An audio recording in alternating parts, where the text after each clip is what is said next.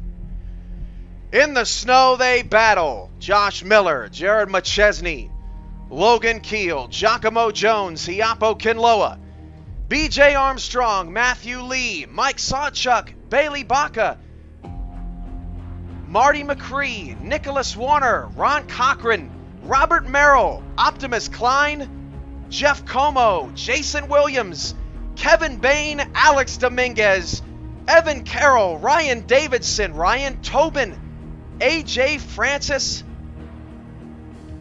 and anybody I forgot, because that was all from memory.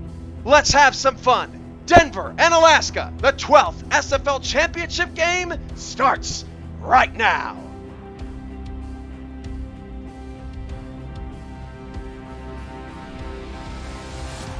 Come on!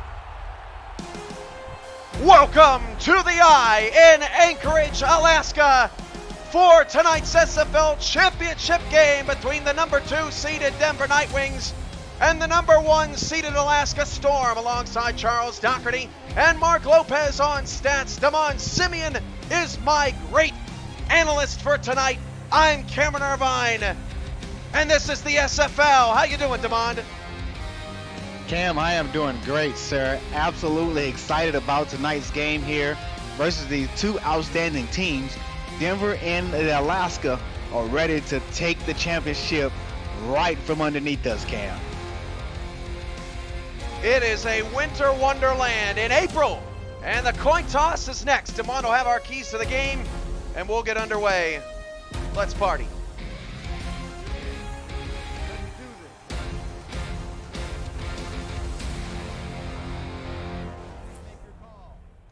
Denver will call tails.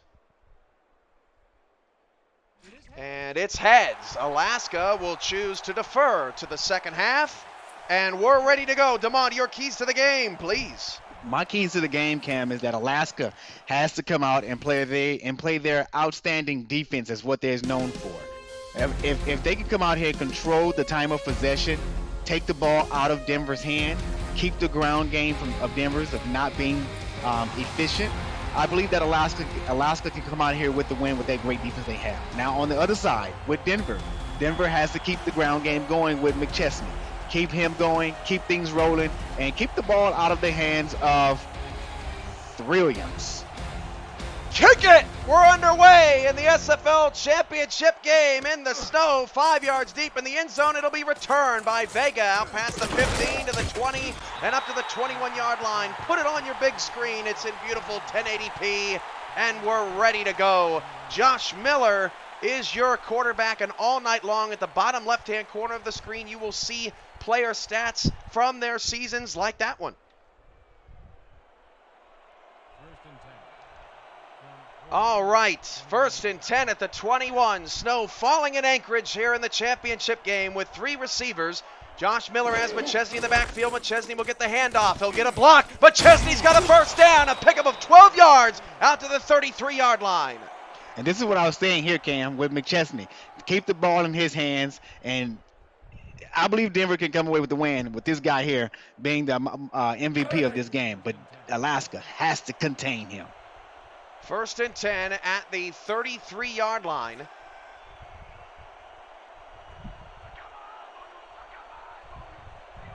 And with 10:23 to go in the first and 4 wide, Miller's going to throw for the first time today. An out route out to Hiapo Kinloa, a pickup of 4 yards to the 37. Give credit to Kinyola coming away with that reception there on the sideline on the out route. Nobody was around him. The Alaska defense must have forgot about the guy or just did not think that he was athletic enough to make that catch. 2nd down and 6 at the 37. Logan Keel there at the bottom of the screen. No score, just underway in the title game. 106 viewers at the moment. Josh Miller's out of the shotgun with split backs. He'll drop back to pass. He's in trouble. Hit as he threw in the pass just a little bit outside Logan Keel. And let's meet the Denver offensive stars. Josh Miller, quarterback, high school student. Jared McChesney, the J-Train, running back of the Denver Nightwings. Giacomo Jones, wide receiver for the Denver Nightwings. Logan Keel, wide receiver, Office 365 administrator. Hiapo Kinloa, tight end. I go to the Kent State University. 3rd and 6 at the 37-yard line. Thanks to the Nightwings who helped us put that project together this season. McChesney's got a first down up to the 46-yard line. A 9-yard pickup, and Denver's on the move. Cam, this is something that we're not used to seeing out of this Alaska defense, allowing big runs straight up the middle of the field. But give it up to McChesney, picking up the 2nd first down on this drive. Not settling for 3 and outs. Denver is moving the ball downfield. 1st and 10 at the 46, 9:37 to go in the first. Good start for Denver as Miller's going to throw over the middle, caught by Kinloa. Kinloa's got 6 yards into Alaska territory, and the Nightwings are showing that they're not going to be a pushover tonight. They've come to play. Yeah, Kinloa has been pretty outstanding this season, catching the balls on the outside, right down the middle of the field for this Denver offense. He's one of their key receivers at that tight end spot. 2nd down and 4 at the 48, 9:08 to go in the first half with 4 wide for Miller again. He'll throw an out route out to Kinloa, and he's gotten a first down. The officials are going to give him that spot. We don't often see that, Damon, but Kinloa is going to get it the 3rd first down of the drive for the Nightwings. Yeah, I mean, give it up for him. I mean, he's finding open space in this zone defense. They might have to go to man here, and somebody got to cover this guy, or it may be a long night for this Alaska defense, Cam. 2 minutes in, Denver on the move at the Alaska 44. 3 first downs on 6 plays on this drive. 2 receivers, both at the top of the screen. Miller hit as he threw, and it goes into a lineman, but Kevin Bain making the play up front for Alaska. My goodness, Cam, where did he come from? I mean, as soon as he got his foot planted, he was getting hit as he was releasing the ball. Bain, 54 tackles, 22.5 sacks, 30 tackles for loss here in the regular season. 8:47 on the clock. Watching every precious second of this championship game, we're scoreless. Alaska's in a 3-2 defense with 4 receivers, 3 to the left side of Miller. Ball in the middle of the field. Handoff McChesney, and McChesney this time wrestled down by Kevin Bain and Alfredo Mazonet for the Storm. That's the first time they've been able to contain him tonight. You took the words right out of my mouth, Cam. I was just going to say that they was able to contain McChesney on that play there. But, hey, they got to keep it up because on the previous 2 plays, he broke off for 9 yards, 10 yards per piece, picking up 2 first downs on this drive so far. First set of adversity for Denver, 3rd and 9. Oh, it's incomplete. What a hit over the middle of the field. That was Ryan Tobin coming over to make the vicious hit on Giacomo Jones, and it forces a punt. My goodness, I'm surprised that Jones was able to get up after that. Man, he got a head full of it. Tobin with 82 tackles, 5 passes defended the regular season, but he laid the hit out on him.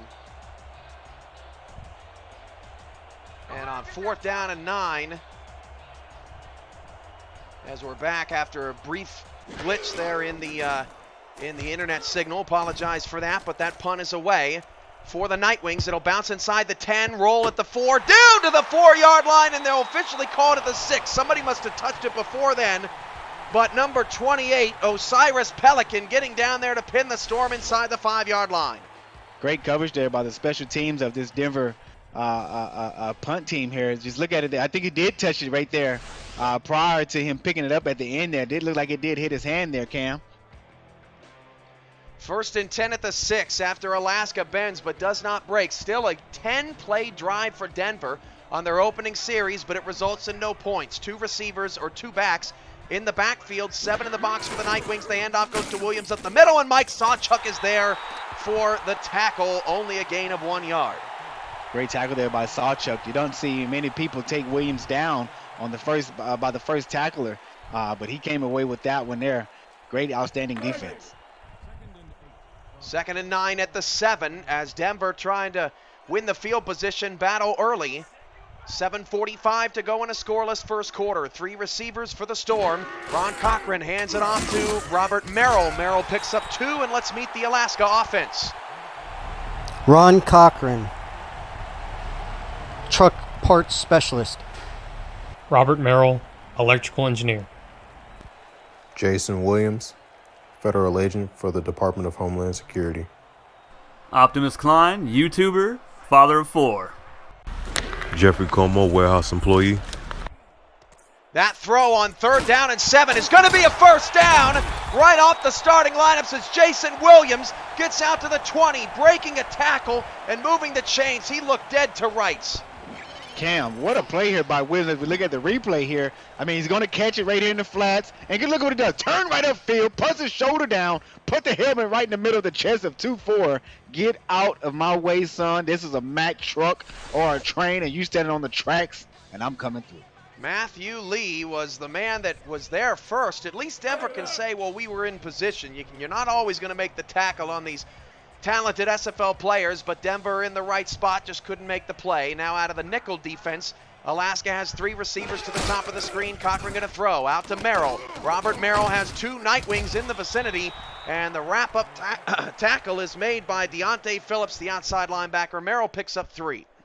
And Cam, this is an advantage that Alaska has. They have 2 great, outstanding receiving backs coming out of the backfield. Both Williams and Merrill both can catch the ball, turn up field, and make great positive yards out of those receptions. Jason Williams telling everybody in the starting lineups he works for Homeland Security in his off season, and that's a pretty cool as Cochran flips it out to Merrill. Merrill is wrapped up by Matthew Lee, and Lee says, "You won't get me this time." Only a gain of 1 for Merrill, and it sets up another 3rd down for Alaska. This is already the 6th play of their drive, and they haven't even gotten past the 25.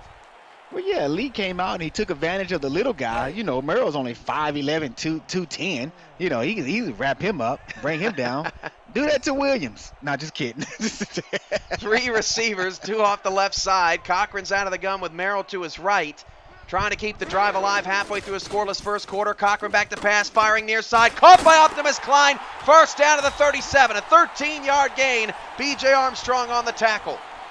Great job there by Armstrong by grabbing Klein and pulling him out of bounds because Klein is a big guy, Cam. I mean, the guy stands over 6 feet tall at 6'4", 225. That's a whole lot of man. Armstrong pushing him out of bounds.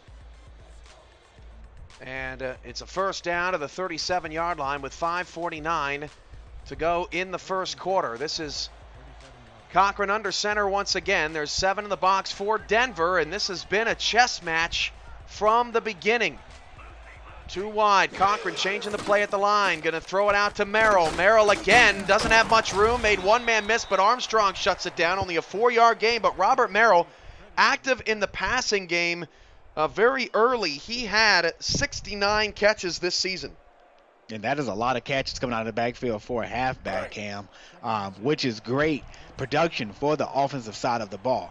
This is something that Denver has to keep their eye on. They got to keep their eye on Klein, Williams, and Merrill. I mean, those are top weapons. That's not it. We haven't even spoke of Camo yet. 2nd and 6 at the 41. You're right. Jeff Como been silent so far. This handoff to Williams. Williams breaks a tackle, and then a second, and then a third, and then gets a block. And Jason Williams is gone, and he's going to score the first touchdown of this championship game. Cam, give it up for Jason Williams for crossing Hollywood Boulevard. And let's look at it again. That may be, and it is, going to be your ever-scroll block of the game right at the end to spring him. Right there on Matthew Lee. Sure was, and great outstanding balance there by Williams, keeping his balance after that shoestring tackle attempt. Great job, young fella. So it's 6-0 Alaska early, and it wasn't like the Nightwings weren't in position. They just couldn't make the tackle on Jason Williams. Williams has been the difference here in the first quarter, as Disco Fudd comes out to attempt the extra point. Fudd has been an absolute beast this season. The extra point is up and good. Fudd is 25 of 25. He's had 6 games with at least 3 field goals made, and both of these kickers have not missed this season. That is outstanding. I mean, I've never heard of this before, Cam. Kickers going an entire season without missing 1 field goal. This has never been done before in any league. SFL on YouTube. You're watching the 12th SFL Championship Game with our all-star crew here from snowy Alaska. It's the first championship game ever in the snow, as Vega returns that up just to the 20-yard line, and Josh Miller comes out for his second series. Miller this season had just shy of 3,000 yards passing.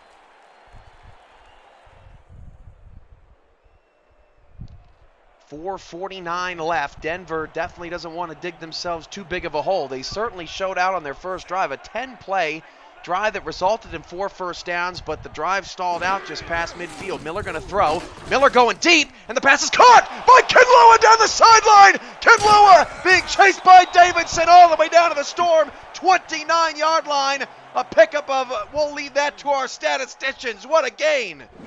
Cam, the tight end of this Denver offense, the guy who we did not expect to come in here and have a good game, is really torching this Alaska defense right now. I mean, he has just been putting outstanding numbers up for the receiving team. I mean, he's just doing some great things right now. Kinloa's got 4 catches for 65 yards already in the ball game, and that went for 51 yards.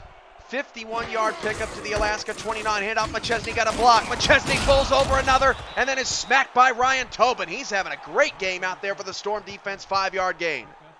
You got to give it up for McChesney. He picked up 5 yards there. He's averaging over 5 yards so far this game. And let me get a look at it here. And yes, he's averaging 7.3 yards a carry, Cam. Crazy. McChesney in a world of his own. 2 backs and 2 receivers. Miller throws outside. Caught. Logan Keel in the red zone down to the 12. A 13-yard gain for Logan Keel as Evan Carroll makes the tackle. See, this is how an offense is supposed to respond to the defense that when they come back out on the field. Your defense allowed the other team to go down and score. You should come out on the offense and attack. And this is what Denver is doing. Denver is attacking the Alaska defense here and let them know that, hey, we're going to put up a fight. And that's what they're doing so far. 3:35, first quarter. Alaska strikes first. Denver on the move. Handoff McChesney at the middle. Breaks a tackle, and then McChesney put Ryan Tobin backwards. That was the shades of the hit from Ray Bentley back a few championship games ago. Yeah, that was Ray Bentley on Kanye Rockefeller. Put him in a body bag. I didn't want to say his name again, man. I say it all the time. Well, I had to. 2nd and 3 from the 6. Handoff McChesney. And McChesney, no room. Ben, don't break. Francis makes the stop. 5.3 yards per carry so far this game for McChesney. Give it up for that defense, especially that defensive end there, containing that side of the offensive line, or should I say the line of scrimmage, not allowing McChesney to bounce outside and allowing the secondary to come up and make that play. 3rd and 4 at the 6, another critical 3rd down here.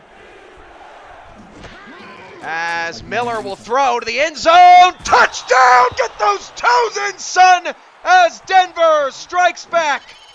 He got Jones in the backfield, Cam, wide open. And look at Miller, just put a nice little touch on it. He gets both feet in, as you stated there. 6 on the board for Denver. And now Denver has crossed Hollywood Boulevard. Giacomo Jones, the former London Knight, in the back of the end zone. And so often, Damon, not so often, but every so often you see that route run out of bounds, run its course. And Giacomo Jones with the peace of mind to stop and get the score and tie the game at 7 with 2:35 to go in the first quarter. The Simulation Football League is presented in part and presented by APM Music, Production Music Library, and Custom Music House. By Extraordinary Everest, heartfelt messages on the most extraordinary place on earth. By Bit Central and Fuel, transforming SFL media in 2019. And by Harry's, all you need for a close, comfortable shave. This kick from Kramer Jackman, who we've not mentioned just yet today, and also at the extra point, gets it out to Tobin, and Tobin is wrestled down to the 22-yard line. And let's meet the Denver defense.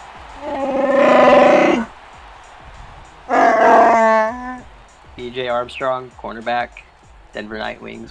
Thank you. Bulldog Lee, DB of the Denver Nightwings. Nicholas Warner, strong safety, student at the University of California. Kramer Jackman, Davis. kicker, sports radio host, yoga and 1st and 10 at the 22. The handoff goes to Merrill. Merrill will pick up 2. And Damon, we couldn't hear it on our end in the broadcast, but Bailey Baca actually chose to have Chewbacca do his introduction here tonight.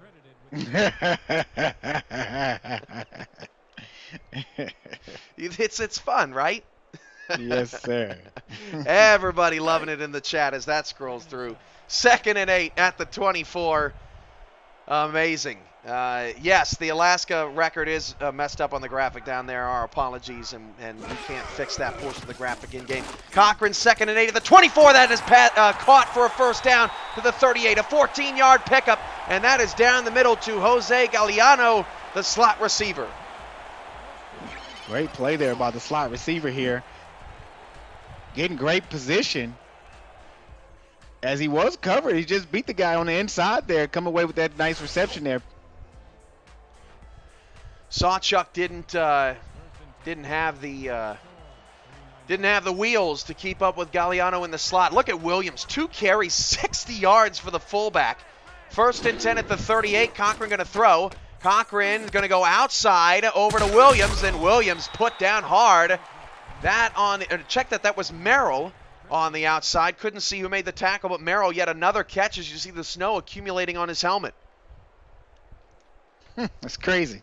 It is falling, and we are loving it. Let it snow, let it snow, let it snow. 142 is the max viewers we've had. That is easily a record for a non-front page broadcast. 2nd and 7 at the 41. Thank you to all SFL Nation for tuning in, and it's a good game so far. Cochran gonna throw, and Cochran looking outside. Denver was ready for it, trying to get the corner, and he will. Down the sideline, that was Merrill again out of the backfield for a first down. McCree got out there late. Cam, to be honest with you, I think Robert Merrill, Cam, is more explosive and effective for this offense here in Alaska, coming out of the backfield, receiving the ball, than he is running the ball. I mean, he's more of a receiving threat than he is as a runner.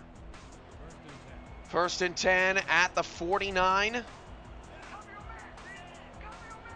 15 on the play clock. What a first quarter. What a ball game we've had so far. Cochran going outside again. That's Williams. Williams shreds Matthew Lee again on the sideline. Lee is not getting the best of that matchup. A 9-yard pickup near another first down.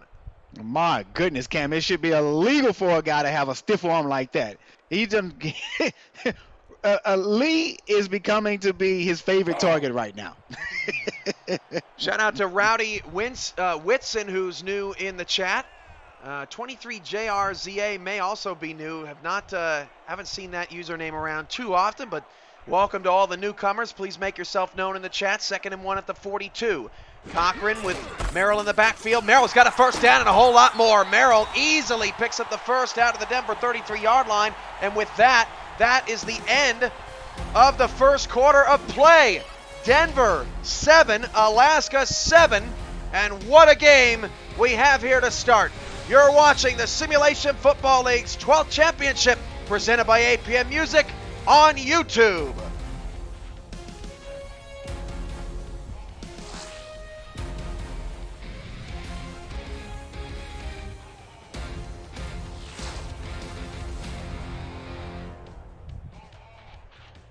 All right, 1 quarter down here in Anchorage.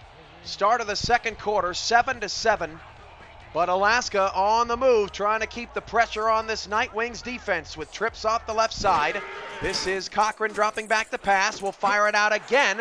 And caught on the sideline for a 5-yard gain is Optimus Klein. And Ron Cochran, Demond, is a 10 for 10 passing. That is unbelievable. I mean, for through the one whole quarter, 10 for 10, you're completing every strike that you throw. That is just great pose there by the veteran Cochran. I mean, this is not his first rodeo, Cam. He doesn't have butterflies anymore. He had that 2 seasons ago. This is his ball game. Yeah, the regular season has become mundane for Mr. Ron Cochran. He lives for these moments. 2nd and 5 at the Denver 28. Back to pass is Cochran going down the middle. Open, Jeff Como's first catch of the night. Picks up 14 more, and the Storm are in the red zone. Yeah, great play there by Como, coming across the middle of the field, making that reception in traffic. As we get another look at it here on the replay. No, he's going to take the hit, cover the ball up, Cam. 2 guys had to bring him down. Alaska is moving. 10:20 to go. There you see Como out for this play as they're going to get heavy. Williams in the backfield, could be the lead blocker for Merrill. No, he'll get the handoff, and Williams is up the middle, picking up 7. Jason Williams now 67 yards on 3 carries here in the first half. Great run there by Williams, straight up the middle there, picking up 7 yards on that 1st and 10. What an outstanding play there. Under 10 to play. Klein is back out there. Denver hoping for a stop. It would be a game changer. The defenses have 1 combined stop. That was the punt on Denver's opening drive. Cochran going to hand off to Williams. Williams cutting left. Williams looking for the goal line. Can't find it. Down at the 1, but a fresh set of downs for the Storm. Williams is the guy to have the ball in his hands, especially when you're down here inside of the 5. You always want to make sure that he is the guy who's getting the ball, because he's so powerful, Cam, when he's running the ball, and he's able to make guys miss, and he's able to run through a lot of people. 1st and goal at the 1. Does Cochran dare pass the ball? Goal line set, handoff Merrill. Merrill walks right in. Touchdown, Alaska Storm. And Merrill crosses Hollywood Boulevard. DeMar, what do you know about? I can run the rock as well. Robert Merrill getting it in. That's the 2nd rushing touchdown of the day for Alaska. And that brings up an interesting stat we found throughout the regular season. The rushing touchdowns allowed. Look at this stat, Damon. Denver allowed 7 rushing touchdowns all season. They've allowed 2 in the first half. Alaska is tied for 1st. They only allowed 6 rushing touchdowns all season, as that extra point from Disco Fudd is good. Wow. Great statistics there. So Fudd will kick it away to Vega. These 2 teams were 2 of the 4 highest scoring offenses in the league. They averaged 32 points each. Alaska just a tick higher. And these defenses are going to have some trouble. McChesney, 34 yards on 6 carries, has not broken it loose just yet, but some good blocking has gotten him some distance on a couple of carries. 5 yards deep in the end zone. Vega going to take a knee.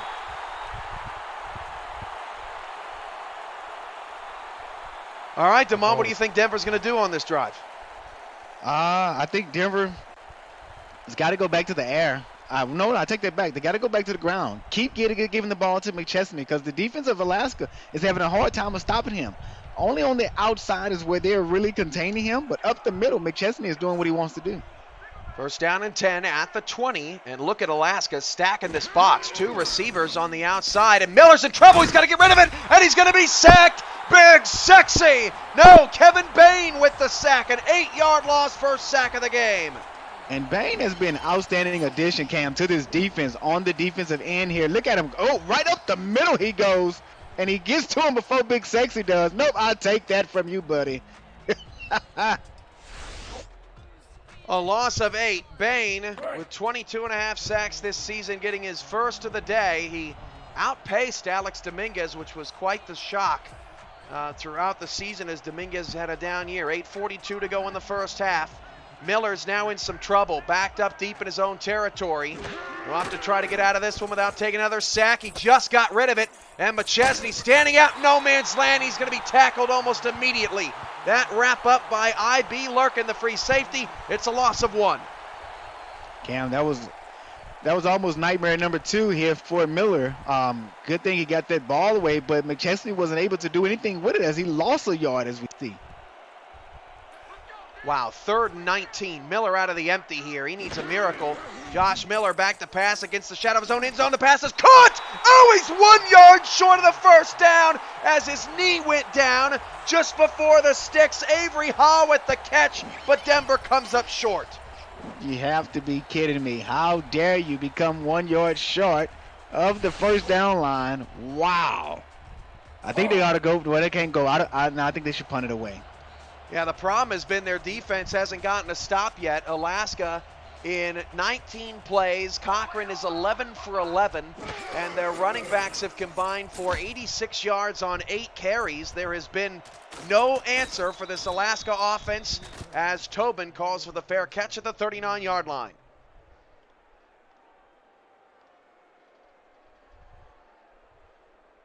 Out comes Ron Cochran again. How do you stop this team, Damon?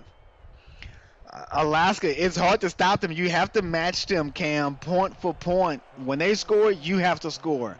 If you allow that defense to stop you from scoring, this offense is going to run away with the game, as we have seen them put up 50 points several times this season. Merrill, what a spin, picks up 6. That was actually one of the most successful first down plays of the night for the Storm. They were only averaging 3.8 yards per first down, and that picks up 6. Give it up for Robert Merrill there, coming away with 6 yards on that play there. I mean, he's been all over the field, receiving, running the ball, he's been becoming very productive. 2nd down and 4 at the 45. Trips left for Cochran. Play action for the first time tonight. And Cochran's, it could have been intercepted. Trying to jump the route. That was Pelican. Armstrong ends up making the tackle on Como, and that could have been a dangerous throw for Cochran. And Cam, only thing Pelican had to do was just raise his hands. He may have had a pick 6 there. 6:43 to go in the first half, and Alaska is doing what they want offensively. Como's at the bottom of the screen, Klein to the top, and Denver backs off, rushes just 4, but the out route is open to Como, and Como picks up 9, nearing Disco Fudd's range again. And Alaska, Cam, they're targeting the sidelines here. This is what they're known for doing. Sideline to sideline, get these receivers on these out routes, and then turn it upfield, pick up some yardage there. And the defense, I think they got to go man-to-man or start running some bump zone coverage. 2nd and 1 at the 37. Shout-outs Joshua Williams, Davis, Ashley Jackson, Moore Rivers, Andrew Francis, Rainman, TMG, Dalil Shahid, Ronnie Nickens, and many others in the chat. Oh, look at that. No first down there for Robert Merrill. Actually going to lose a yard as Heath Bars comes in for the TFL.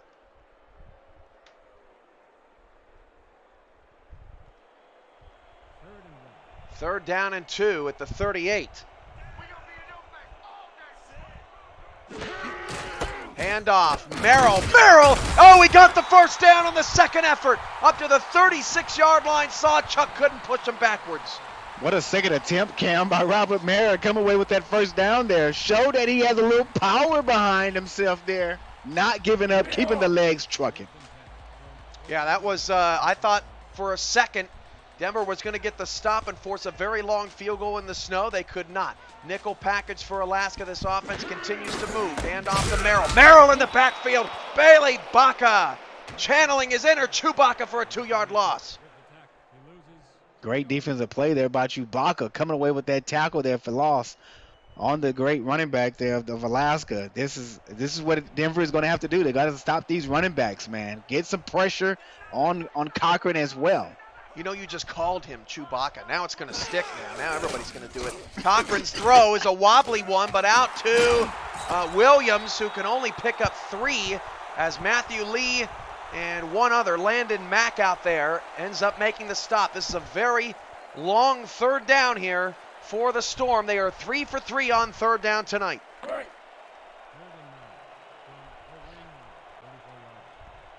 This is Denver's opportunity, Cam, to come away with a great defensive stop here.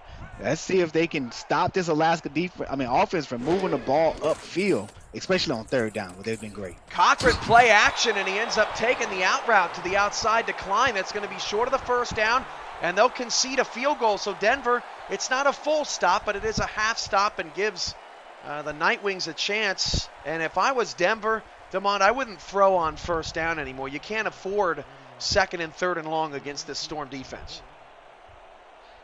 I totally agree with you, Cam. I totally agree with you, sir. So field goal coming here for the Storm. This is Fudd from 47, and his field goal would be good from 75. That's good, and it's 17-7. Alaska takes a 10-point lead, their largest of the day. And this kicker just continues to make kicks. He just doesn't want to miss. Fudd, a ridiculous 26 for 26, but Kramer Jackman actually better at 29 for 29, which is just crazy, as Alaska will kick it away. This is Vega going to bring this one out. Vega past the 10, 15, 20. Vega out to the 23-yard line, and let's meet the Alaska defense. Alex Dominguez, I work in a parts warehouse. Kevin Bain, college student, part-time security guard. Evan Carroll, purchasing agent for L&L Distributors. Ryan Davidson, delivery man. AJ Francis, systems engineer. We didn't forget about Ryan Tobin. Ryan Tobin been a beast tonight. 1st and 10 at the 23. Part of that defense too. What a block! And McChesney's got a 1st down for a 12-yard gain. Oh man, that was a crushing hit. Absolutely. That was a great run there by McChesney. Great block as well. Here's another look at it here on the replay. Boom. And there's that block there you spoke of on that pull by the guard, and McChesney just almost breaks that tackle. If he breaks that tackle, Cam, he's probably still running. 17-7, Alaska up 10. Denver holding their own. This is a critical possession, considering that the Storm are going to get the ball to start the 2nd half. Ron Cochran still hasn't missed a pass. He's 15 of 15. 3 minutes to go. Miller changing the play at the line. Jones to the bottom of the screen has not caught a pass since the touchdown. Play action, that's risky. And Jones has the catch for a 7-yard pickup. Wow, play action against Bain and Dominguez. That's some huevos from Denver's coaching staff. Yeah, great play action there by Miller. We don't see that very often here from this Denver offense, but he fooled the defense there and was able to hit Jones on the sideline to pick up 7. And they're in great position here on 2nd and 3. Look at those numbers there, Cam. 108 yards for Miller, 9 of 12. Our stat crew is 100% precise all night long. Miller back to pass. Hit. Oh, man, he took a shot. That's got to be a late hit. He went skyrocketing about 5 yards forward, and no call. The pass incomplete, trying to hit R.J. Decker. Cam, I have to agree with you there. That most definitely was a late hit, and it should have been a penalty. Should have our first MeUndies laundry on the field on that play there, but not sure what the referee saw. Denver is just 1 of 4 on 3rd down. And Miller going to throw, and Miller's got the first, and almost giving it away was Decker, but Decker still manages to get the 1st down to the 45-yard line as the clock continues to tick. Looks like the ref went ahead and gave him forward progression there because he did run behind the sticks. which could have been very, very devastating for Denver if the refs wouldn't have given forward progress. Nightwings 20th in the SFL in passing yards this season, but Miller's having a good first half. Miller, like a surgeon, throws out to Keel for a 5-yard gain and will stop the clock prior to the 2-minute warning.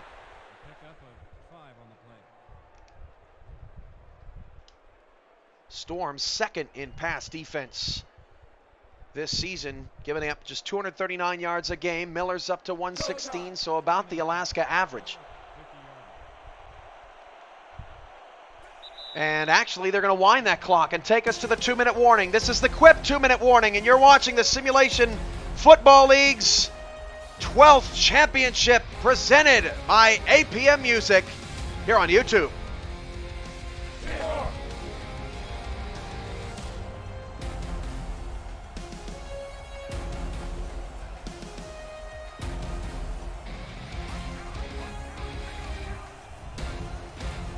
Second down and 5 at the 49 as Miller is going to be sacked. A 4-yard loss, and that sack comes from Charles Walker III.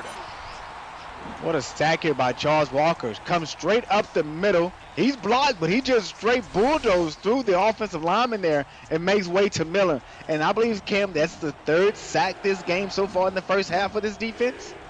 Second, maybe the 3rd. You might be right. You're never wrong, remember, from the pregame show. 3rd and 9. Denver 2 of 5 on 3rd down tonight. A bullet is caught for a first down. Giacomo Jones out to the 40. My goodness, what a throw by Miller.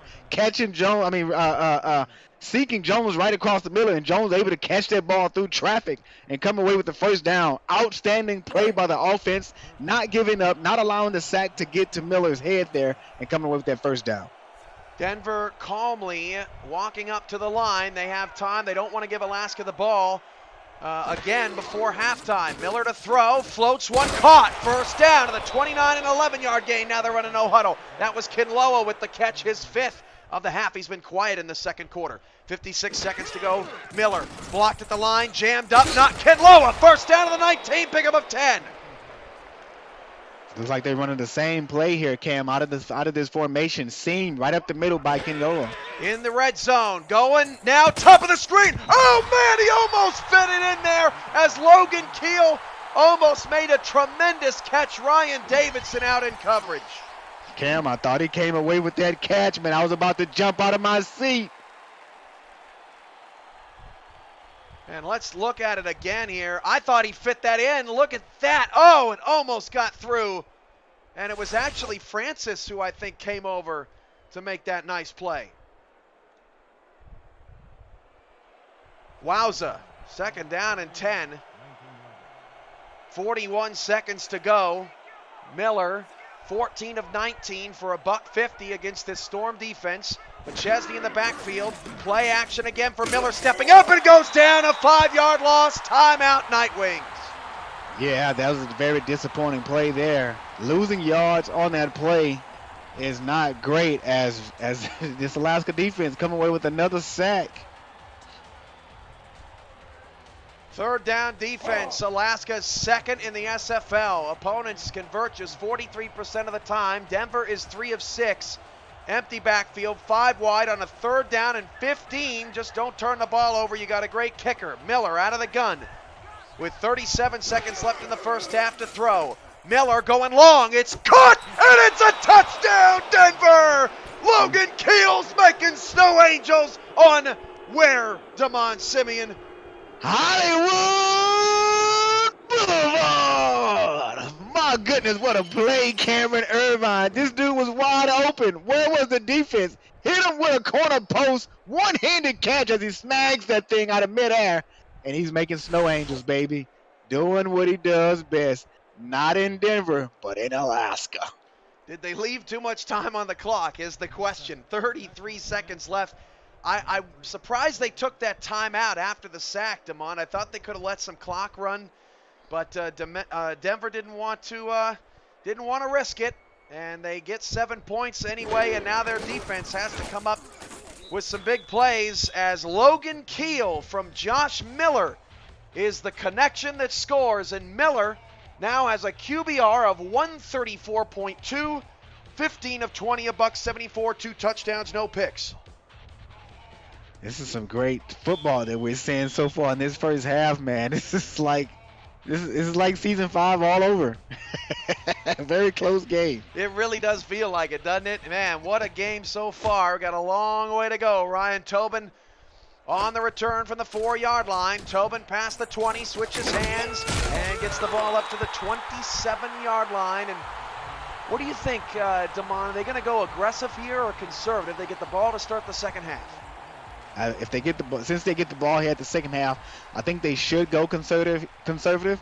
But you never know with Mighty and this Alaska team here, man. They might just run it up the middle of the field and just try to take it to the house.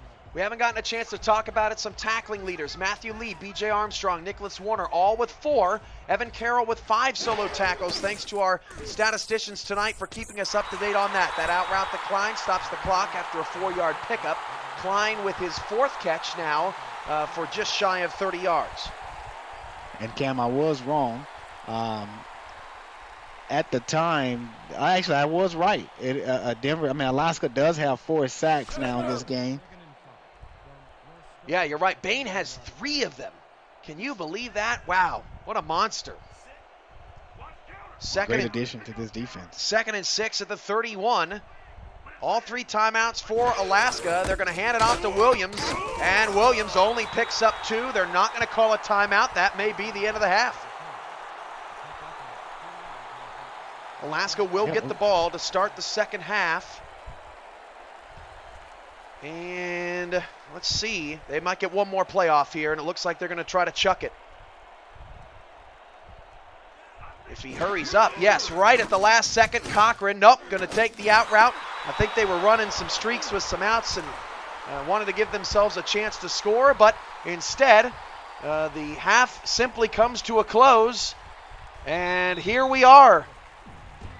Halfway through the 12th championship game, it's 17-14, the Storm lead. They get the ball to start the second half. The 2K Sports halftime report starts right now.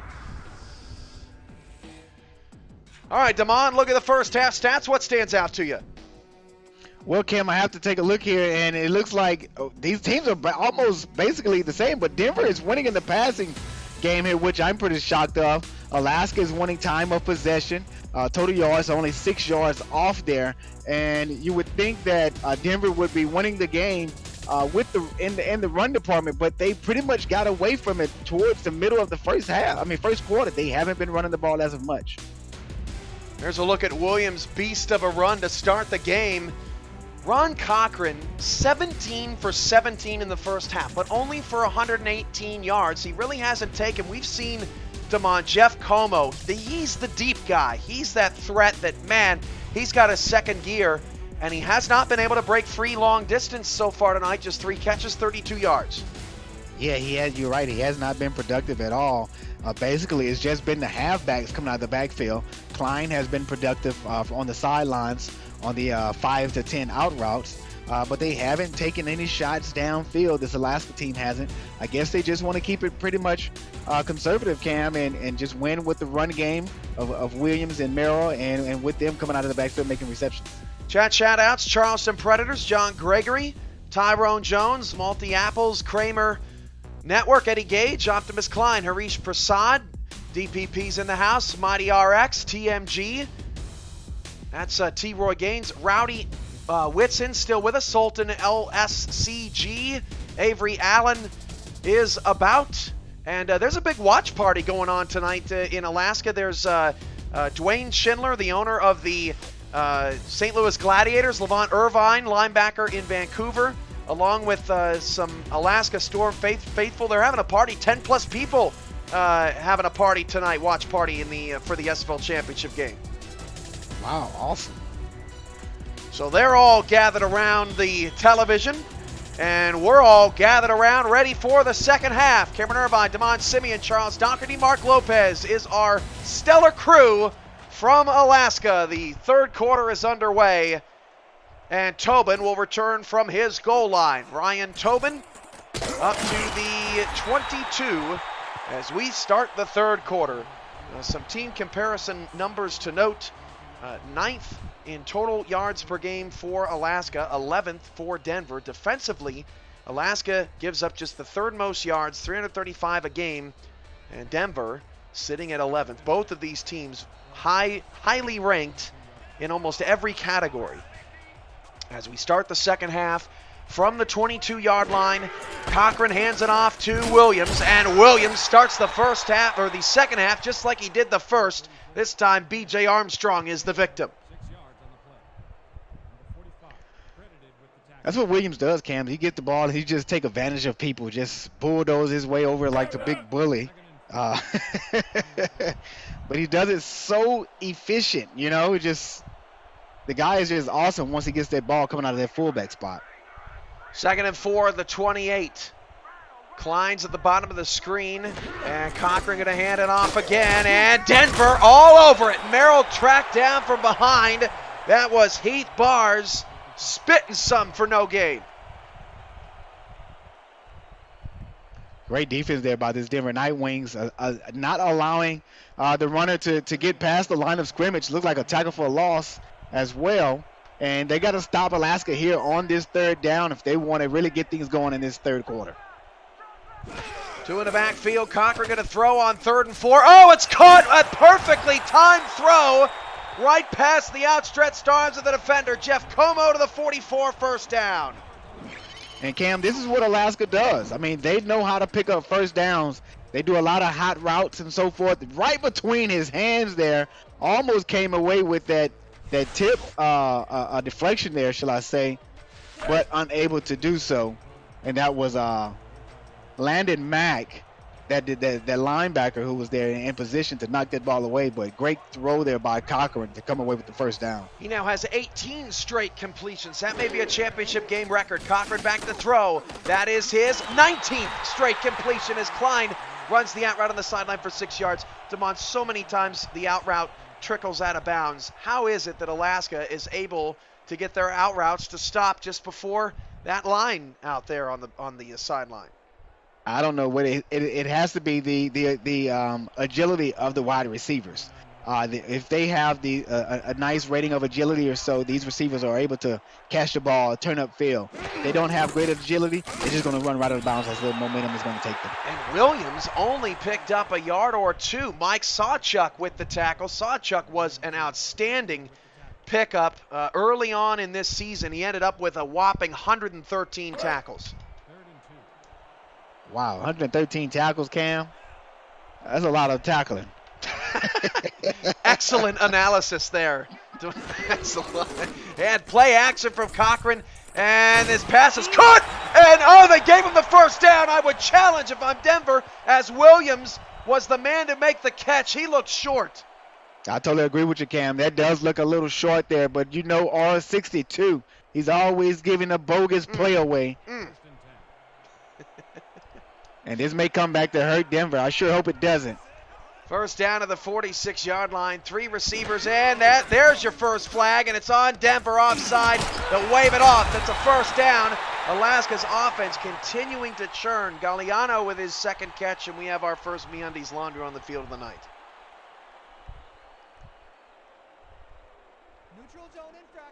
So offside will move the ball. Well, as I said, they'll decline it. The offside penalty is on Mack attack.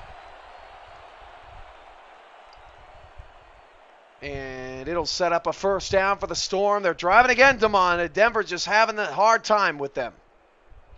Yeah, Denver is having a hard time with this Alaska defense. They had them at a 3rd and long, and it just wasn't able to come away with the stop there. But if they can get something going here on this defense, look how far they're playing off. Look at the linebacker, the corners.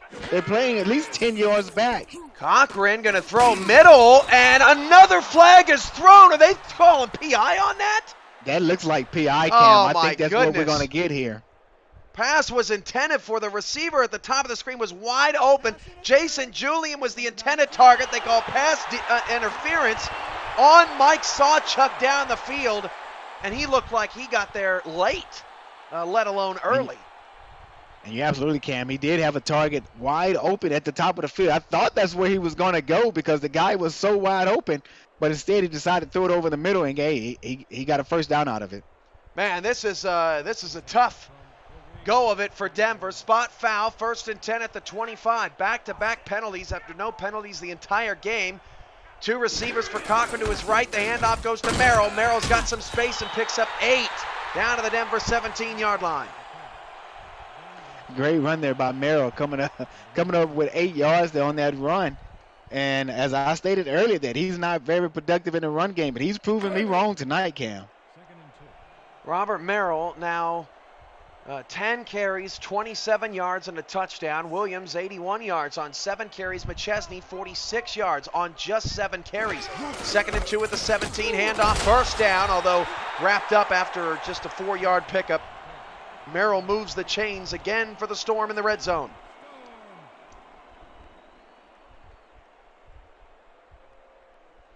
MeUndies are the world's most comfortable underwear. Visit MeUndies.com/SimulationFL for 15% off your purchase, which will help support the SFL through our partnership. Gift the gift of comfort with 100% satisfaction guarantee. Free shipping and return. Signature soft and stretchy MeUndies as Williams picks up 6 down to the 8.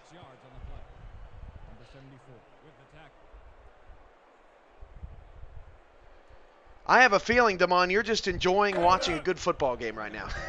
I am. I'm just enjoying this show here, man. This is just outstanding ball playing that we're seeing by both teams, to be exact. Pulling a Ryan Moats on me, just sitting there watching the game. 2nd and 4 at the 8, handoff to Williams. Williams leaped for the first down, but can't get it. 3-yard gain, 3rd and 1. Huge 3rd down coming up.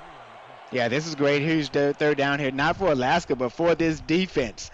This defense of Denver has to stop them right here. And Cam, I can tell you where they're going. They're going to Williams right up the middle.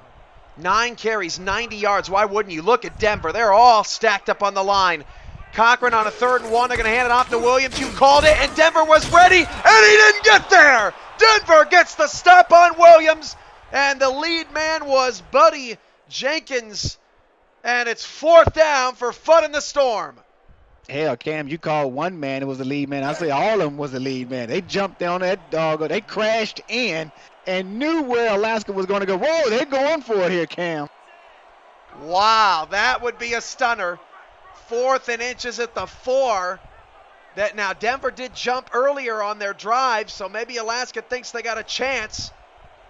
And the Nightwings are going to hold true. No fear in Denver. They're not afraid. And Alaska has to burn a timeout here, middle of the 3rd quarter.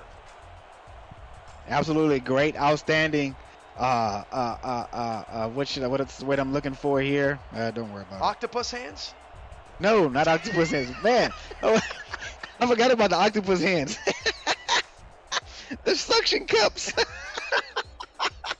But no, classic. Great discipline there by Denver by not jumping. Classic, man. That goes down to champ. There is a section of SFL history that's just related to the championship games, and that absolutely is a part of that history. Sorry to say, it was Fudd 20 yards away. That extra point that field goal rather. Excuse me, that's the same distance as an extra point. The field goal is good. It's 20-14 with 5:19 to go in the 3rd quarter. The Simulation Football League is presented in part by Matt Doyle Designs, official design partner of the SFL, by MediaTek Institute. Visit mediatek.edu for diploma programs. Turn your passion into your profession. And by MeUndies, the world's most comfortable underwear for men and women. As from inside the end zone, Vega brings it out, and Vega got a couple of great blocks, then gets whipped down at the 24-yard line. And this is crazy, Damon. Ron Cochran is 20 for 20. Alaska has 20 points, and they only lead by 6. Wow. I'm still excited about the 20 for 20. This That's crazy. Ridiculous. I think the last person I've seen do this was Kentez Johnson for Houston last season. I think he went 22, was it? 22 for 22? I have to look that up. Miller going to throw it out to McChesney. He pulls over 2, and McChesney picks up 9. Now, interesting to note, McChesney has not done much in the passing game this season. Just 40 catches, 136 yards, but they use him there for 9. And, man, I mean, it was very productive as well. You see the way how he put down his head and get behind his shoulder pads there run two guys over, almost picks up the first down there. 2nd and 1 at the 33. Stephen Belinsky in the chat saying this game is boring. You got to set him straight, Damari. You got to be kidding. You must be an offensive guy. I love to see points ran up and down the field. But, man, when you got a great defense from both teams on the field, points are hard to come by. And this is what we're seeing here. This is going to end up be a classic game. Watch what I tell you, my fella. Yeah, this has been a sensational game so far. That pass, by the way, incomplete out to Kanloa. So now it forces a 3rd and 1. Denver is 3 for 7. And 2 in the backfield. McChesney takes the handoff. He will not. No, he did get it at the 34-yard line. Another questionable spot as he has respectful words with Big Sexy. Cam, that is most definitely a questionable spot because I don't think he got it, if you ask me. Not unless he stuck his arm out, and I didn't see him do that at all. And Max Paul pulling out the challenge flag. Harry's close shave, close call challenge for the first time tonight incoming. And this is going to be tough to see. That's a pretty good angle. I don't think he got it. This is going to be a better one. No, nice hit by Chris Mack. That was the difference. Yep, he didn't get it. That's 4th down. Unless we get a shocker. Nope. Mighty's going to win the challenge. So Alaska wins the first Harry's challenge of the night. It results in a 4th down and short. And Denver has no choice. They're down just 6 here, middle of the 3rd quarter. They got to punt the football. I know Denver was pretty excited when they got the call that was the first down there, but Mighty comes out with the red flag. Not so fast, my friend. He had to have been confident because if he would have lost that challenge, Alaska would have been down to 1 timeout. As that punt is away, and Tobin has a little bit of space and gets up to the 32-yard line. Lily Long is the punter for Denver, female punter on this squad, and lots of girls around the league, including our newest community ambassador of the year, Ashley Jackson. That's one thing I love about the SFL, Cam, is that it's very diverse. Doesn't discriminate towards gender or whatsoever. Allow all types of people to come in and be a part of this great community. 1st and 10 at the 32. 4:11 to go in the 3rd. Alaska's up 6. And Cochran back to pass. 21 of 21. Gets it out to Merrill. Got a block. Robert Merrill picks up 7. On a slow developing play to the far sideline. Josh Miller, you can see, trying to stay loose in the cold. 2nd and 3 coming up. Great play there by Merrill, catching the ball out of the backfield, running up the sideline. These guys, all of them have great agility. From the receivers to the backs coming out of the backfield, they all are turning the ball upfield and not allowing the momentum to draw them out of bounds. 2nd down and 3 at the 40. As Denver creeps up to the line, the handoff goes right up the middle, but Merrill got stuck behind a blocker and can't get the first down. That allowed Sawchuk and Nicholas Warner, who's been quiet tonight, to come over and make the play. Warner now calmly with 6 solo tackles, only behind Sawchuk's 7 for the game leaders. Yeah, unfortunately he was able to get, like you say, stuck behind that blocker, couldn't pick up that first down. Let's see if Alaska can pull this thing out here. And they do. First down comfortably to the 47-yard line. That's Merrill. Alaska's now 6 for 9 on 3rd down in the ball game as the Storm drive continues. We have not had a turnover in this game. Denver is 4th with a +8 turnover differential in the regular season. Alaska was still good, 10th, +2 in the turnover category. Again, neither team with a turnover as Cochran's going long, and it is almost intercepted, and that is the first incompletion of the day. Call it a half broadcaster's jinx as Cochran does something he hasn't done all night long. And that was the deflection zone of this Denver secondary here, Cam. That's their new nickname.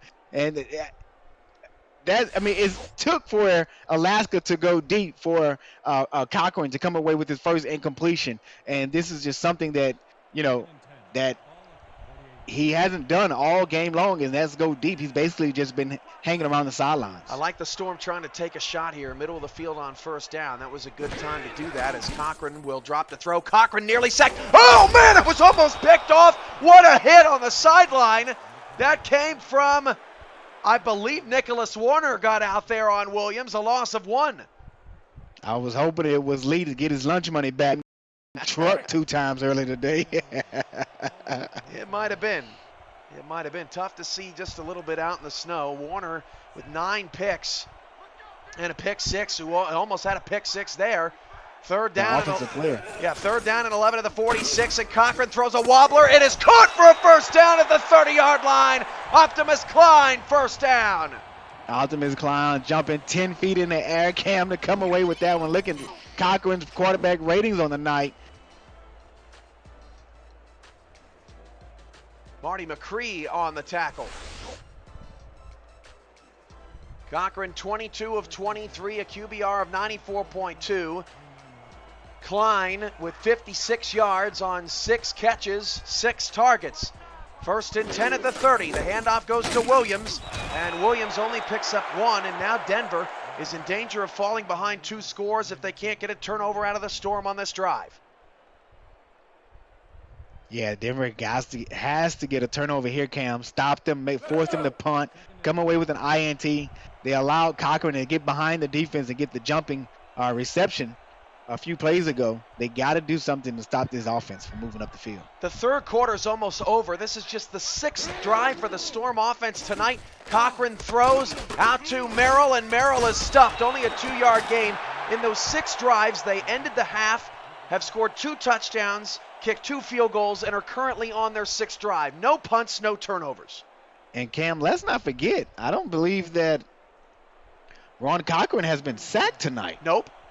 Nothing. Not at all. He has not been touched. The man has been clean. His uniform is probably the cleanest out there. 3rd and 7 now at the 27. Play action from Cochran. Cochran going to the end zone. Wide open touchdown. Jeff Como, they finally hit him deep. And Alaska goes up by 2 scores. They go to the deep man finally, Cam, and he comes away with the touchdown as he crosses Hollywood Boulevard to extend the lead for Alaska as they're up 26-14 now here in the 3rd quarter, knocking on the door into the 4th. Boy, Matthew Lee bit on that one. That was an issue there. Matthew Lee having a bit of a tough night out there for the Nightwings. Still waiting for him to make a big play. Now, he does have 5 tackles, but he got burned on that PA. And Disco Fudd out to kick an extra point. Plenty of time left, but Alaska slowly but surely starting to flex some 2-time champion muscles as Fudd's extra point is good. It's 27-14 with 34 seconds to go in the 3rd. Looks like Fudd just may make it through the entire season without missing a field goal, nor an extra point. And Cochran, now Cochran has Cochran has 1 incompletion, 1 more mistake than Fudd has all season long. Fudd has 0. Cochran 25 of 26, 205 yards, now has a touchdown, and his QBR has jumped to 112.3. Still underneath Josh Miller's QBR, 127 here on the road as Vega gets it out to the 23-yard line. Damon, just 8 carries for Jared McChesney. He's got plenty left in the tank. Yeah, he does. For some odd reason, they stopped giving him the ball, and they started to go through the air, but they're not being very productive in the air. Speaking of Denver and Josh Miller, he's throwing at 72.7% and 127 QBR. Does have the 2 touchdowns, but they're not putting points on the board. Well, McChesney going to get a carry. Oh, there goes McChesney. 1 man to beat. He breaks it. Jared McChesney down the sideline. Francis trying to catch him. Not today, young fella. Touchdown, Denver. They're right back in it. And he's making snow angels as well, Cam, on Hollywood Boulevard. Touchdown, Nightwings. And that is the 2nd time Denver has been unafraid of Alaska when they throw the punch. On the first touchdown of the game, Alaska threw the first punch, and then Kinloa got open way down the field. Now, first play of this drive, they go to McChesney, and he answers the call. 123 yards on just 9 carries from McChesney, and it's a 7-point game. And Cam, as we spoke to the guys of the front office of Denver, they stated that we are confident. We're not afraid of Alaska. We're going to run right at them. We're going to come to them and hand them a ball game. And that's what we're seeing right now in the third quarter of this one here. Extra point is good. Still 18 seconds remaining in the third. Again, 2 of the top 4 offenses in the SFL this season. Denver's defense still has not got to stop. No punts, no turnovers. If they want to win this game, they're going to have to get a stop eventually, right, Damon? I think that's how math works. That is how it works, Cam. They're going to have to force a turnover. You have to force turnovers in order to win ball games. Being down by 6 points, you're not going to do it not unless you force a turnover. I just can't see it happening. On a return for Tobin, and he gets it out to the 23. Back out comes Ron Cochran. He has been amazing tonight. This guy, he just keeps doing it, man, every year. What a beast. There are his numbers for the season.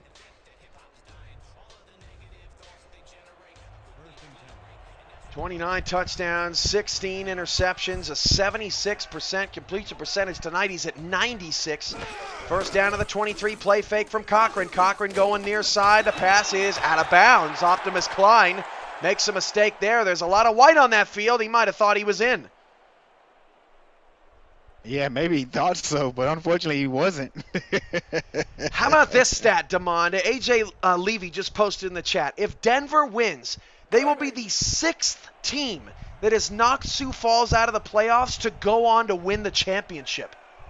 That is an unbelievable stat, and we'll get your thoughts on that when we come back for the fourth quarter. 3 quarters down, 1 to go. Oh my goodness, we're having a good time in the snow. This is the Simulation Football League on YouTube. Everybody put your 4s up. And the 4 of us in the broadcast booth are enjoying it. We hope all of you are at home as Cochran on 2nd and 10 is going to be sacked for a 5-yard loss, the first sack of the game, and it's 3rd and long. Cam, he got a face full of Nightwings on this one as they come away with their first sack of the game. Mac attack getting in there again. And some of the Denver Nightwings faithful chanting, Mac attack from the little small corner of support they have here in the eye of the storm. Oh, Cochran gets away. Cochran sacked by attack again. No, Bandito at the sack, but that is the first stop of the game from Denver. Momentum Nightwings. 2 sacks, back-to-back plays, Cam. You got to give it up for this front 7 of the Denver Nightwings. And this just may be the turnover that they needed here. They can get into the end zone on this possession, Cam. Things may be getting a little bit crazy here in this championship game, baby. So the punt is away.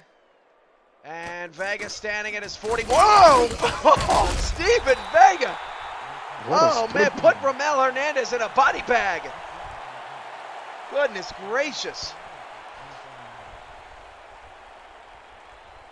Man. Wow, what a move. Gets Denver up to the 47-yard line. And don't look now, but the David versus Goliath Nightwings are on their own 47. Down just 6 with 9:56 to go in the fourth. 3 receivers to the top of the screen. Handoff McChesney again. Why not? McChesney! Oh, there he goes! McChesney! He's taken over! And Denver has tied the game! And Cam, this just might be your MVP player of the championship game here. And that may go towards McChesney. Man, he's putting on a show. 2 back-to-back touchdown runs. And take a look at it here. Go ahead, Damon. I'm sitting here with my mouth glued to the floor. Wow. On the road, the Denver Nightwings, down 13, have come back. McChesney has 176 yards, and he scored 2 touchdowns on his last 2 carries.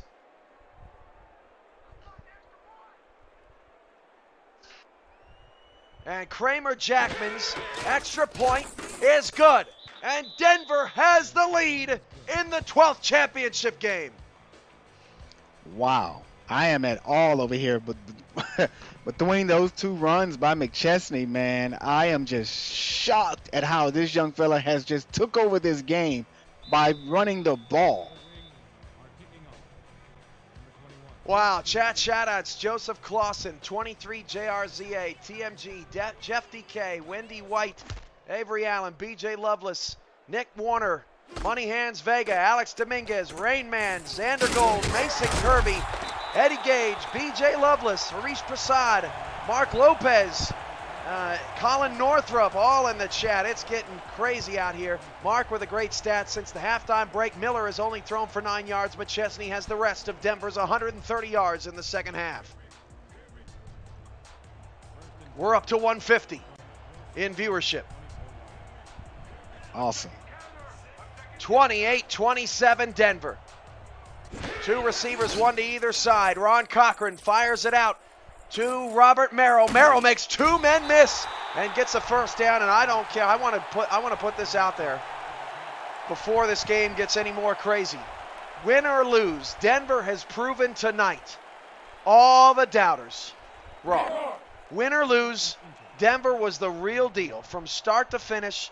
Everyone thought that, oh, there was a soft schedule. Oh, no, they haven't played anybody for real yet. All this, that. Look at this score right now. Hand off to Merrill. He gets the first down. Alaska still has only been stopped one time. They're now on the move with 9 minutes to go. Give credit to Merrill there, Cam, picking up that first down on 2nd and inches. Now let's see if this Denver Nightwings defense can do it all over again, force Alaska to punt the ball, or even force a turnover here. Looks like they're going to go to Williams right up the middle. Hand off to Merrill, and Merrill's got the first down. Nice sleight of the hand there from Cochran, as that looked like Bailey Baca came free, and he didn't know where the ball was. Look at this. You're absolutely right. He tried to do a reach-on tackle there on Merrill. Looks like he was going straight to the quarterback and then realized that Merrill had the ball. He was just off target, maybe about a step or two. First down at the 45. Alaska on the move again. Now you're just wondering who's going to have the ball last. 8:16 to go in the fourth. Cochran is sacked. What a move inside. A 3-yard loss. As Bailey Baca, if I could do a good Chewbacca impression, I would, but I'm not going to try. I used to know how to do it, Cam, but I stopped messing with Chewbacca. And I don't even want to try now because I may mess it up. Yeah, we don't want that. That'll be a gift forever.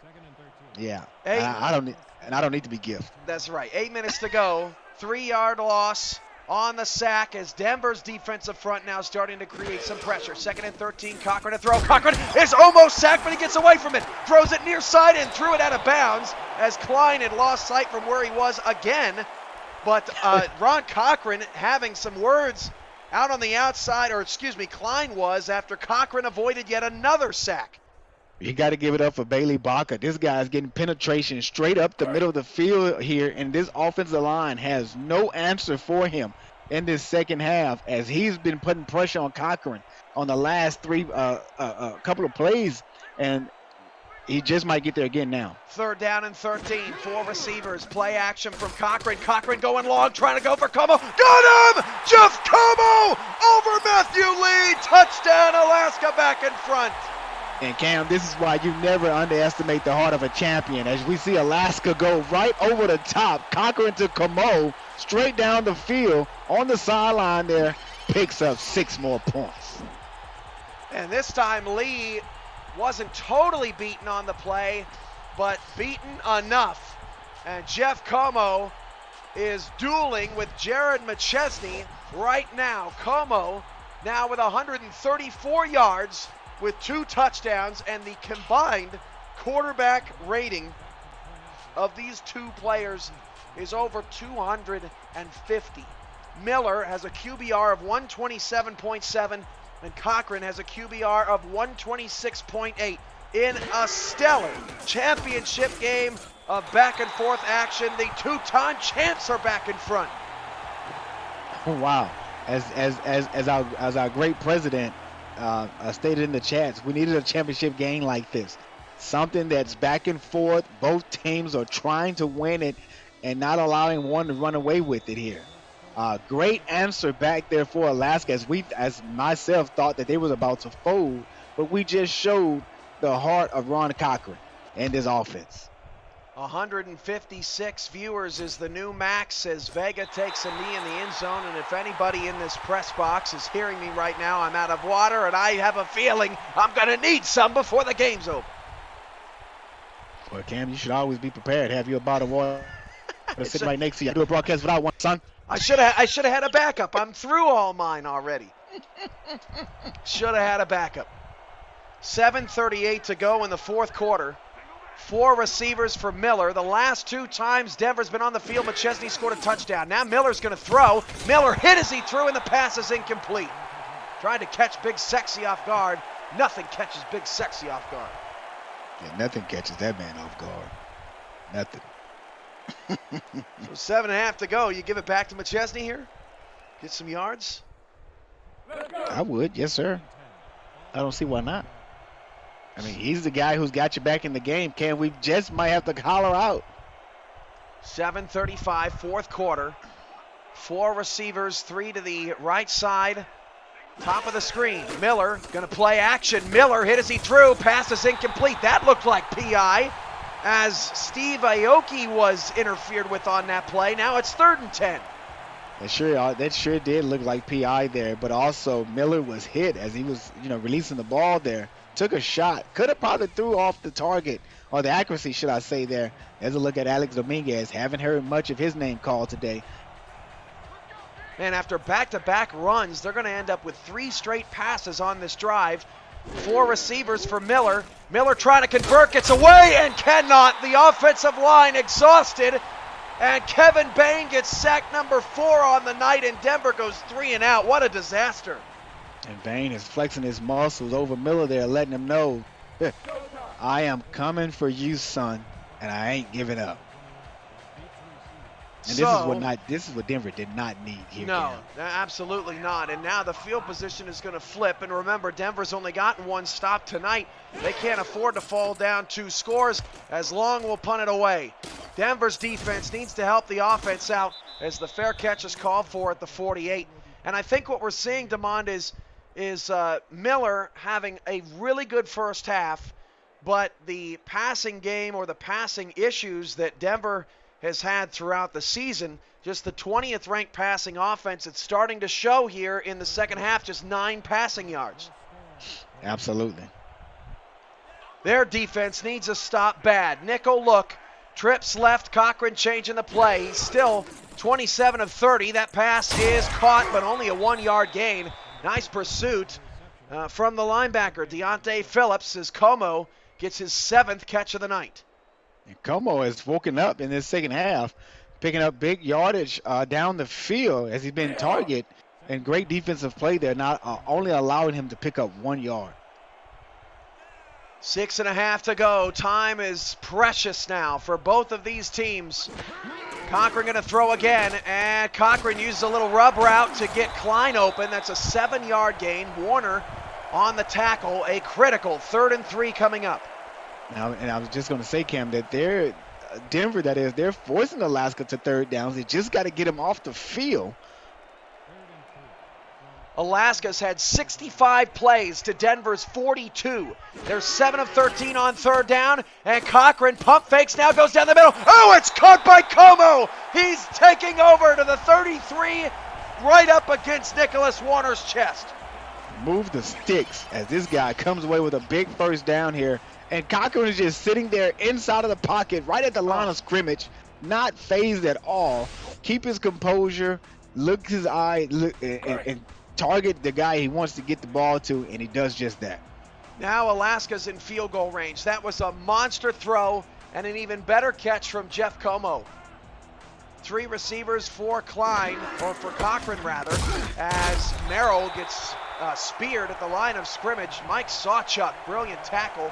He says, can I get some help up, please? No? Okay.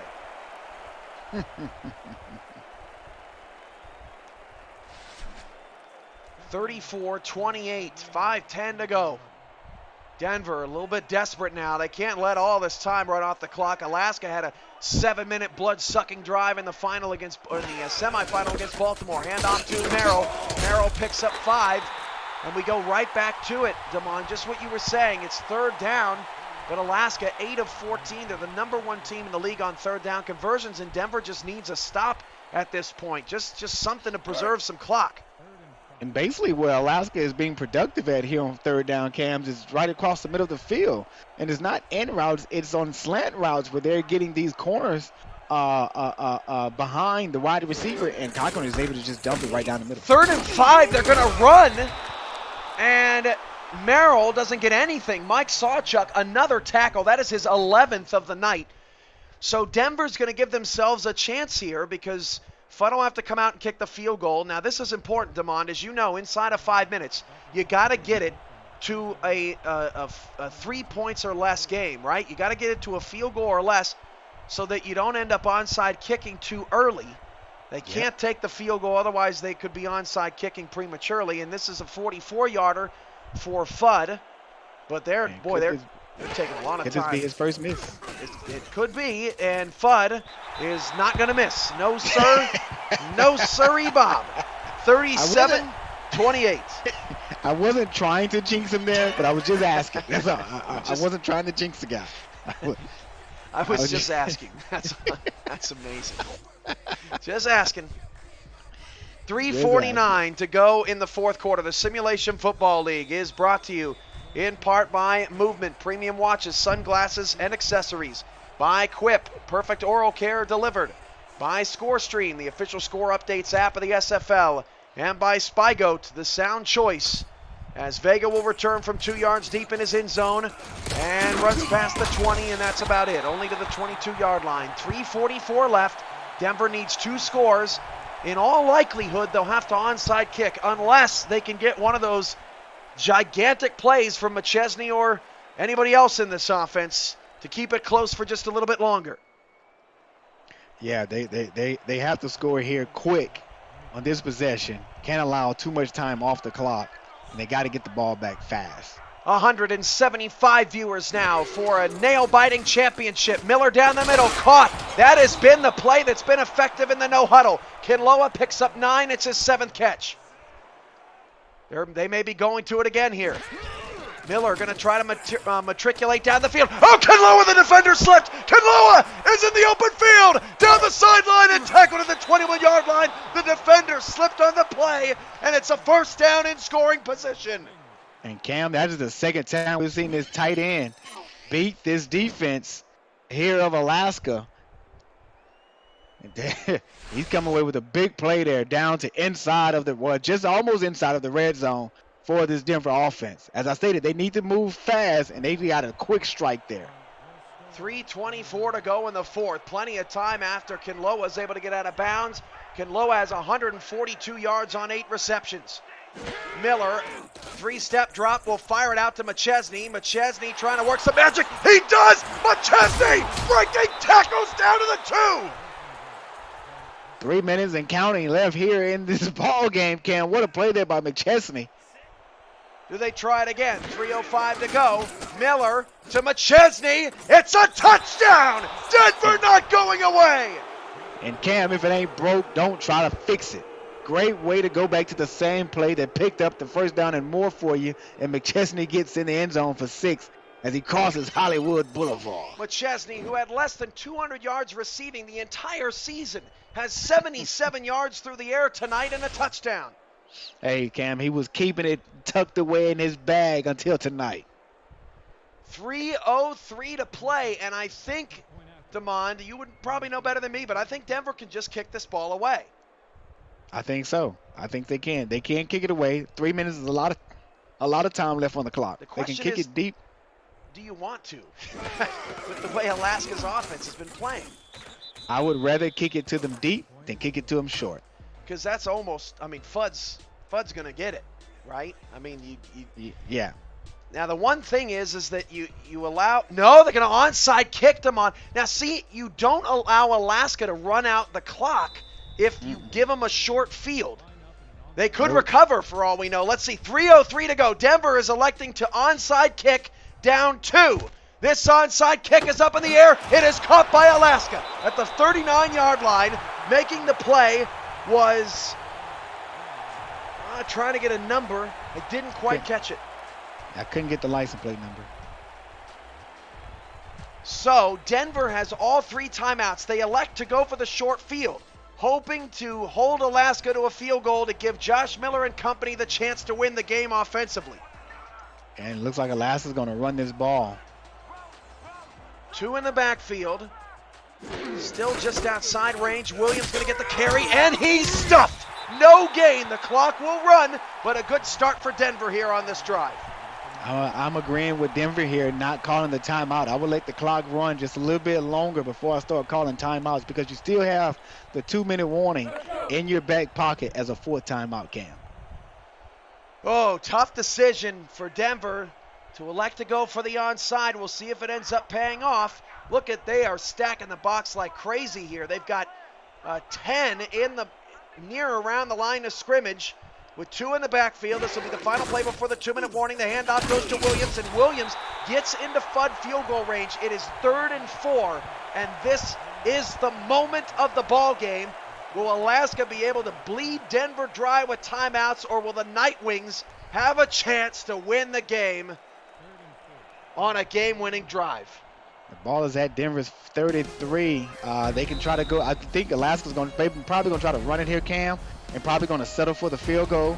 They settle for the field goal. You're looking at, it's 50 right now. Yeah, you're looking at a 50, and I'm pretty sure that Fudge can knock down a 50-yarder. I think we've seen someone kick a 51-yarder or so. Or was it 160? Well, we'll see. I don't know. Maybe I dreamed about it. I don't know. 3rd down and 4. And they got the first down. Williams is going to have Denver exhaust all of their timeouts. Another first down will give Alaska their 3rd title.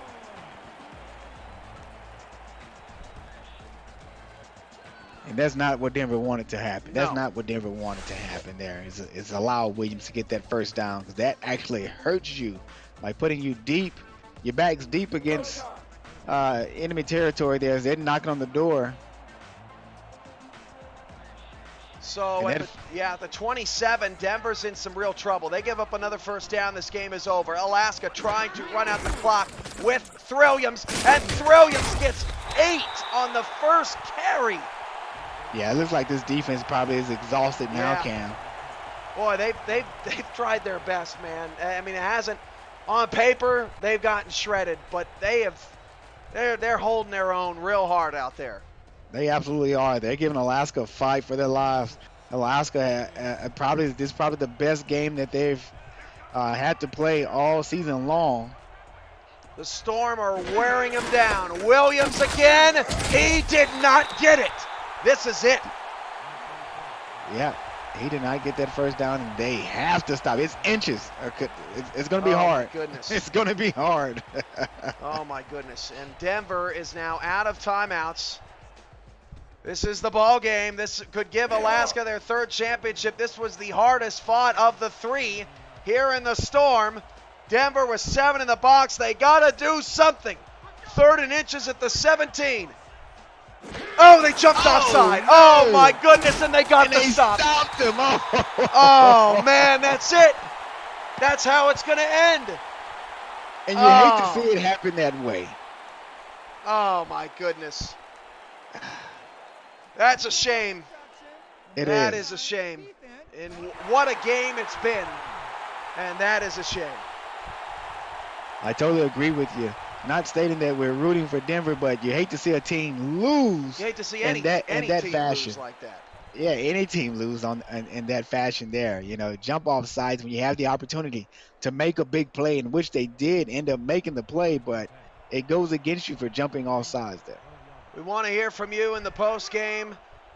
We'd love to talk with obviously some winners, maybe some losers if they can stomach it. This was a tough game to stomach for Denver. Alaska's going to get to run this clock out, and you're looking at the first 3-time champions in SFL history, and my God, did they earn it. They most definitely have earned it tonight, Cam. I think Denver came out and gave them a fight, matching them point for point, playing good defense at times. But, man, you have to tip your hat off to Jared McChesney as well, putting this team on his back and making things happen on the offensive side of the ball for Denver. And how about the Denver offense? Michael Goodman, the offensive coordinator, he put together, him and Jeremy Vega, the head coach, put together a phenomenal offensive game plan. They threw for 261, ran for 176, had 5 touchdowns, no turnovers. I mean, they did everything they possibly could right on offense, and they just couldn't get enough stops. And as I stated earlier, this is what Alaska does. They always want you to know, don't you ever underestimate the heart of a champion. Ron Cochran, 293 yards, 30 for 33, 90.9 pass completion percentage, 123.9 quarterback rating. My goodness, what a game. And don't forget about Jeff Camus. This dude had 148 yards, 8 receptions. My goodness, 2 touchdowns as well. An absolute beast. Jeff Como could take home the player of the game, although Ron Cochran is obviously a strong candidate. Even Jason Williams is a strong candidate. Kevin Bain had 4 sacks. So many guys showed up tonight for the Storm, and they just had enough as the clock ticks all the way down. Your Alaska Storm are the SFL champions for the 3rd straight season, 37-35 over the Denver Nightwings. They get the job done, a valiant effort from Denver, and what a championship game it turned out to be. Too bad we couldn't see a potential game-winning drive, but Alaska made it happen, made sure that that was impossible. There are the stats, almost dead even, but look at that time of possession, Damon. 17 more minutes with the ball on the field. This defense was just worn out. Cam, I don't think I've ever seen a team have the ball for 30 minutes in this league. My goodness. 30 minutes time of possessions, yeah, you're geared to win the ball game with that much time in your hand. And how about Denver scoring 35 points in 13 minutes on the league's #1 defense? You have to give credit to the Denver Nightwings offense. At McChesney breaking these shoestring tackles of Alaska. He's done that plenty of times tonight, running off to the races there. If you want to get in on this championship game, talk all about it, whatever you want to do tonight, please send me a direct message now on Discord, and we'll get you in the order that we receive. Mike Sawchuk finishes with 15 solo tackles.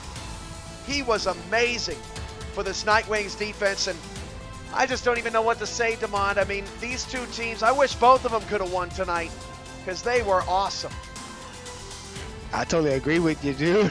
You hate to see one team lose in these type of games, but hey, this is what the championships are for. It's for us to crown one team at the top of the league, and Alaska has earned that title to be crowned 3-time champion here in the SFL. Wow, to collect our breath, that was Ryan Tobin, who played so well tonight, slipping and putting Denver in an opportunity. What do you think, Damon? I mean, at the end of the day, if they wouldn't have onside kicked, they wouldn't have gotten off the field anyway. I think they knew they were exhausted. As you look at our extraordinary Everest player of the game, that's Jeff Como getting the honor. 8 catches, 146 yards, and 2 touchdowns. I agree with you. As I stated earlier, I did not agree with Denver going for the onside kick. I felt that they should have kicked it deep because it would have it would have forced Alaska to not run the ball as much, because if you would have stopped them on 3rd down, and if they come up 3rd and long, you have the opportunity for them to throw the ball deep downfield or so, and you make the deflection, force them to punt it, or you either come away with the INT there. Denver basically shot themselves in the foot when they went for that onside kick with 3+ minutes left in the game. All right, we're going to try to get some people in here on the SFL postgame show. Let's see if we can solve that problem. Here we go. Our first caller of the night is Eddie Gage, your co-owner. And we're trying to get him on the line right now. Eddie, you with us? right, we're going to mute your broadcast for all those who are calling into the show. Eddie, you there? I'm here. Can you hear me? Yes, sir. What'd you think of that championship game? A lot more competitive than I figured it to be. Alaska did shock me with some things they did on offense, some things that I thought they would traditionally stick to. They did not. I commend them on that. Denver, although the stats may not show it, in the second half, they got back in this game, credited to their D-line. For the first 2.5 quarters, they didn't get anywhere near the quarterback. In fact, I believe DeMond even stated something about how Ron Cochran's uniform was the cleanest on the field. But midway through that third quarter and the fourth quarter, they started getting after them. But like you mentioned, 30 minutes time of possession time, that's almost insurmountable for any D-line to try and endure through. And at the end of the day, they got exhausted. But I have to credit their D-line for getting them back in that game. Like I said, the stats may not show it, but they rushed some throws from Ron Cochran in that second half.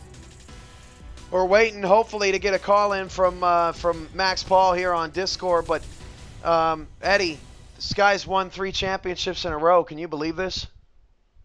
I cannot. I talked to him quite a bit, and if anyone can do it in this league, it's him.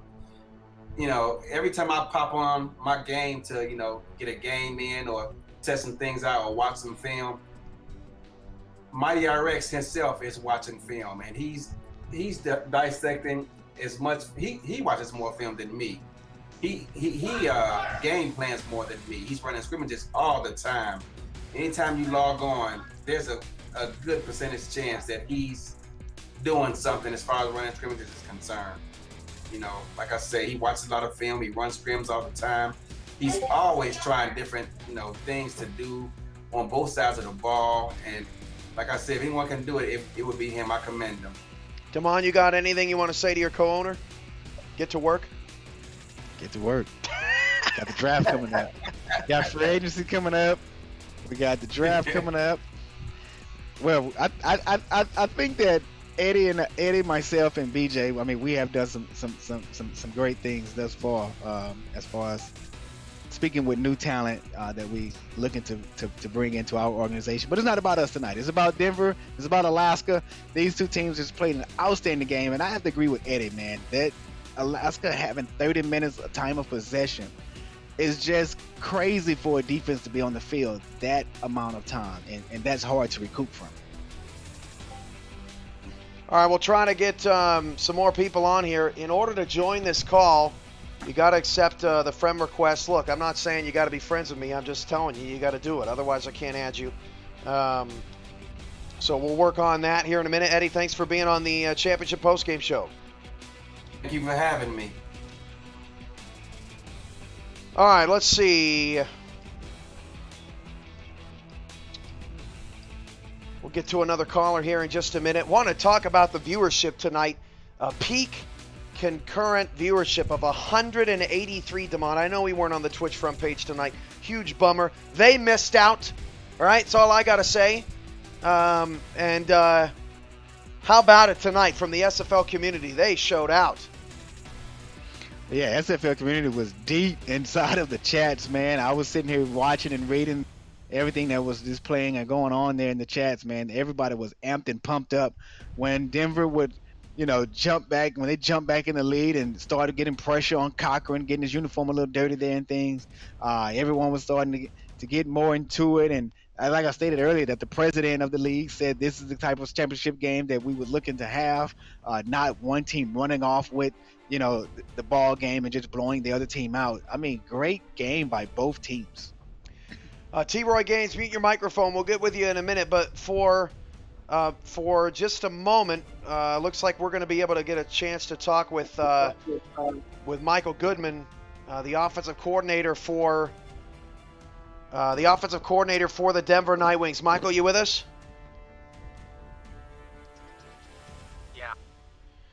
All right, Michael. Well, give us your thoughts. I wish we were talking to you after a win, but my goodness, what an incredible performance. Well, first off, I'd like to congratulate the Alaska Storm for winning their third straight championship.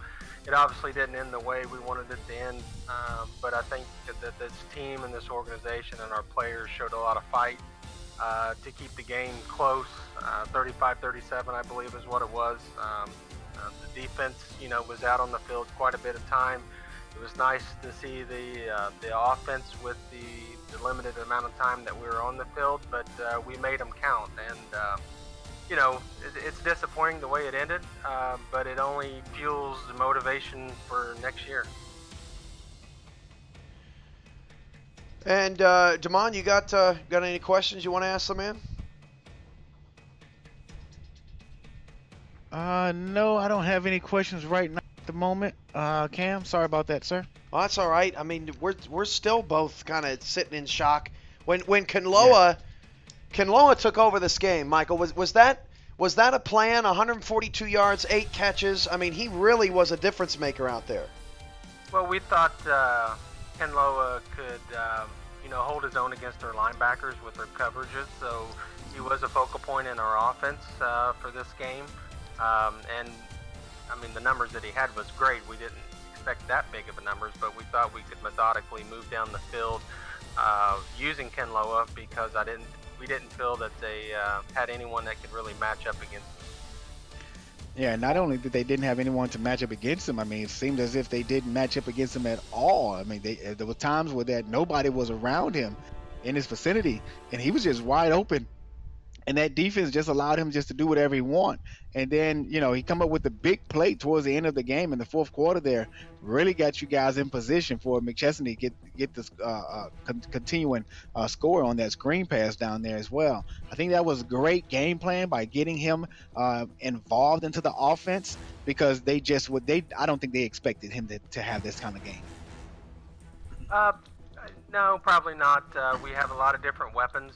One weapon that we really haven't used at all that very often is Kinloa in the playoffs games. We really didn't use a whole lot of Kinloa, but the way Alaska's built, they're a very tough team to move the ball against, number one, and their defensive line gets a lot of pressure, but we didn't feel that their linebackers could match up to Kinloa, and it's unfortunate that we came out obviously with the loss, but I think Kinloa, Miller, and McChesney and all this team, they played with their hearts and they played, the underdog role very well. And we had a chance at the end.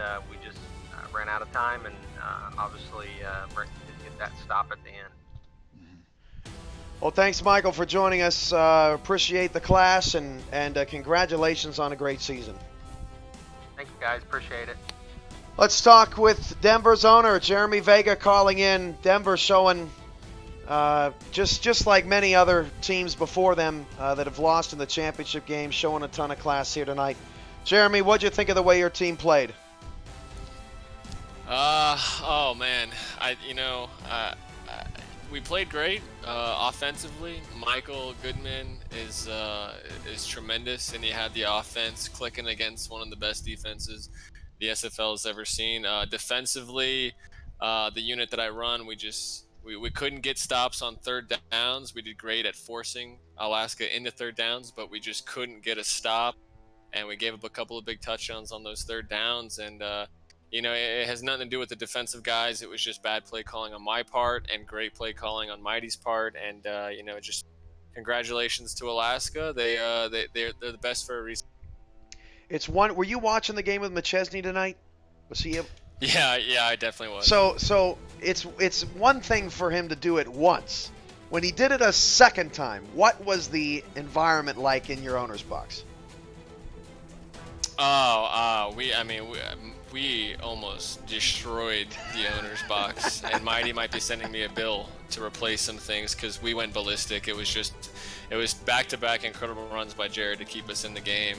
And we don't like the fact that he wasn't nominated for MVP this season because, my God, what a season he has, and he is absolutely the definition of an MVP for our team. and you know, get back to the answer to your question. We blew the roof off that owner's box basically. Damon, I'll let you chime in if you want.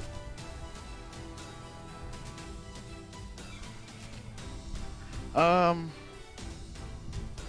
I don't have anything just yet. I'm sorry. Well, I gotta let Jeremy go soon. I got Mighty on the line waiting to celebrate here. But Jeremy, I know that it was a tough season. There were a lot of doubters. There were a lot of, that's going to happen when you're 3-9 and then all of a sudden you go to the playoffs. That's going to happen. You're not going to be the first and you're not going to be the last, I guess is what I'm trying to say. But did you feel like, if you didn't forget about everybody else, did you feel like you proved something to yourselves tonight that this is a legitimate team and you're going to be back for years to come? I don't think we, up until tonight, I don't think that we proved anything to ourselves. We knew how good we were, and outside of our locker room, there was a lot of doubters and haters, and it's fine and it's understandable. Like you said, it happens all the time, but within the locker room, we knew how good we were, and we knew how far we were going to go, and we just knew that if we kept studying and practicing, that we were going to get the results that we wanted. And, up until tonight, it honestly was the ultimate test, going up against Mighty and the Storm, and to even compete the way we did in Alaska in the snow for the championship game. I think that it really proved to the league that we are one of the top teams in the SFL, and we'll be around competing, and hopefully we'll be one of those consistent playoff teams for years to come. But congratulations to Mighty and the Storm again. I mean, hell of a game. Thanks, Jeremy, for being here. Man, they are roasting you in the chat, Damon. Oh, this is funny. BJ Loveless, Damon daydreaming about that championship. I'm reading these comments. You're reading these comments? You're going to let them do you like that? No, I forgot I had the comments up. I'll bring it back up. I feel like talking some smack. Hey, shout-outs to Troy and Tracy McHatton. They hosted the watch party that the Alaska Storm had tonight. Apparently it was a big audience, and I thought maybe Mighty might be wanting to come on, but he just wanted to give the shout-out. So there is your shout-out, good sir, and I think they're winding down and cleaning up there. All right, T-Roy, we had you in the queue. We had some Denver Nightwings want to come in and show who they are off the field, which is a bunch of great guys, and but we're ready for you. Damon's regular analyst during the season. T-Roy Gaines, how you doing, man? I'm doing fine, Kamish and Damon. How are y'all? Absolutely great. How about yourself? Doing great. This was a exciting, not only just an SFL championship, this is like the most exciting football championship I have seen in years. Very high scoring affair. Both teams had answers for each other as the game went along. Shout outs to Denver. Y'all had a great season and y'all came to play tonight, but congrats has to go to Alaska for three-peat. Never thought we would have Alaska three-peat, but they pulled it off. They did a great job, and they deserve all the props tonight. By the way, it's the third highest scoring SFL Championship game in history. It's the highest scoring championship since season 6, when there were 78 points combined scored. So a little bit of history tonight. T-Roy, what I mean. Don't mention season 6, please don't. I didn't look. If it makes you feel any better, I didn't know I was going to have to mention it when I looked up the record. It just happened to happen. So I didn't mean to. I promise I didn't mean to. You gonna make me cry? The PTSD is real here. And then there's a lot of people that have PTSD. Mighty is not one of them. And somebody next season is going to be dying to give him some of that. But T-Roy, I mean, as an analyst, what was the difference in this game in your mind? I think it was the opening drive of the third quarter by Alaska. They took, I think, about 5 to 6 minutes off the clock on their opening drive that led to the field goal, which ironically became the difference in the score.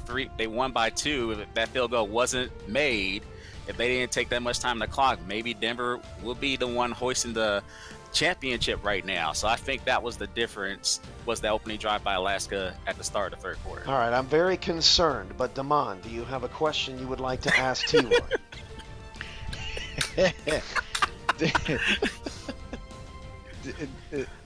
Oh no! Oh, okay, all right, okay. I was But this is a first for me, listening to Damon being speechless. I've never heard it myself. I've never been speechless, but I'm so heartbroken for Denver. Same here. As far as not the way how the game ended, that onside kick is what I'm still discombobulated about. But T-Roy, I want to ask you, as your team Baltimore beat this Alaska team twice in the regular season, facing this team the third time in the play, was that even harder to do? Yes, it was definitely hard to do. It's the old adage, you can't beat a team 3 times in a row. It's very hard to do that. I mean, Alaska was able to beat Tallahassee 3 times in a row, but then Tallahassee got their revenge this season during the regular season. It would have been great if we were able to knock off Alaska and prevent them from making it to the championship. But yeah, they are a hard team. You saw why they are now the 3-time defending champions. Are amazing. I'm gonna have to go against you there because I mean, Houston hasn't beat Alaska yet. I think they're 0-6. Something like that. See, I now you're the one bringing it up, Damon. I wasn't trying to throw shade against you, sir. I know you would. I just threw it myself, but yeah, I mean that just speaks volumes for this Alaska team, that they're just that good. You know, that this team, you just never know, you know, what the outcome would be. As we saw, they played some tight games this season, and then there was games where they just blew people out. But I had to tip my hat out to them. 30 minutes of time possession. I still can't wrap my mind around that. 30 minutes of time possession.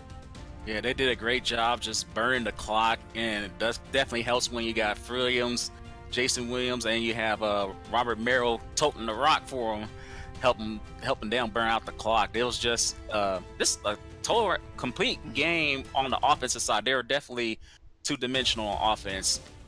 So that was just a great job by Alaska. This not only today's game, but this season overall. T-Roy, you mind sticking around for just a second? Yeah, no problem. All right, let's try to bring on a rookie here. He goes by Cheeseburger. This man is eating, and maybe he might be the next big defensive lineman in the SFL, or who knows? Maybe he'll go quarterback. Do we have you, sir? Maybe. See, this is why I wanted you to hang out, T-Roy, because you never know what's going to happen. Unmute your mic, Brad. Is he muted? Don't look like he's muted. Uh-oh. Oh, we lost him. We lost him. Anyway, all right. So T-Roy, I'll ask you the question. I know that a lot of times on Facebook you talk about the SFL and you talk about what, you know, how exciting it's been for you and all this stuff. Now that the season has come to a close, at least, you know, outside the Pro Bowl and all that other stuff. Now that the season has come to a close, what has this been from start to finish for you in the SFL? Well, this has been a very exciting ride. I'm very happy that I was led to this, to be able to join the league as a fan in season 10, becoming a player season 11 and an analyst midway through 11, and been an analyst since. This has been an awesome ride. I have great support here from the league, from you, from Damon, from everybody. It's been an amazing ride. I'm glad that I'm part of SFL, and I wouldn't, if I had to do it over again, I'd do it exactly how I did it. All right, do we have Max Paul with us? It's a party. Don't mind my kids. They're kind of exuberant right now. He's got a video up, or he's got some video up we would like to try to share, but I'm not sure. It's very dark. Yeah, I'm in my car driving home right now. Oh, okay. From the work. All right, Mighty, what's it like? I'm tired.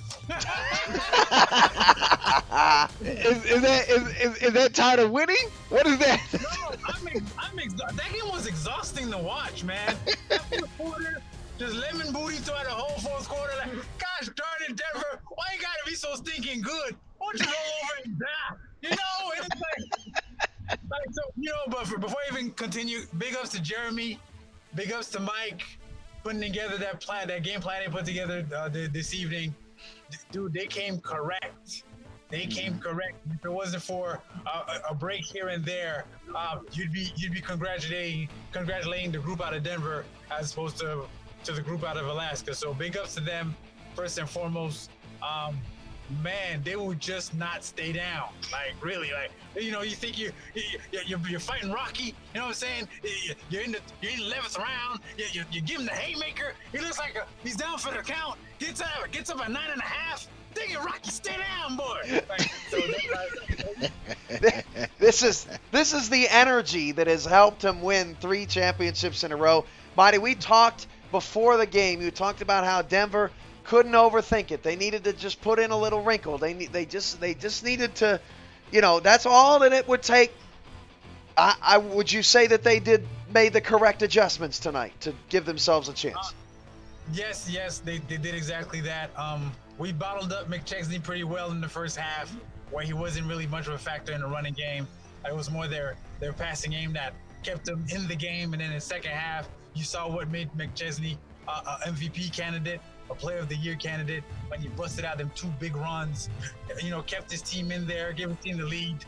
But you know, they left us a little too much time on the clock, where we were able to drive the field. You know, Ron, cool, calm, collected, just, you know, being the Hall of Fame caliber quarterback that he is, was able to just march us down the field. Nisco put it through the uprights.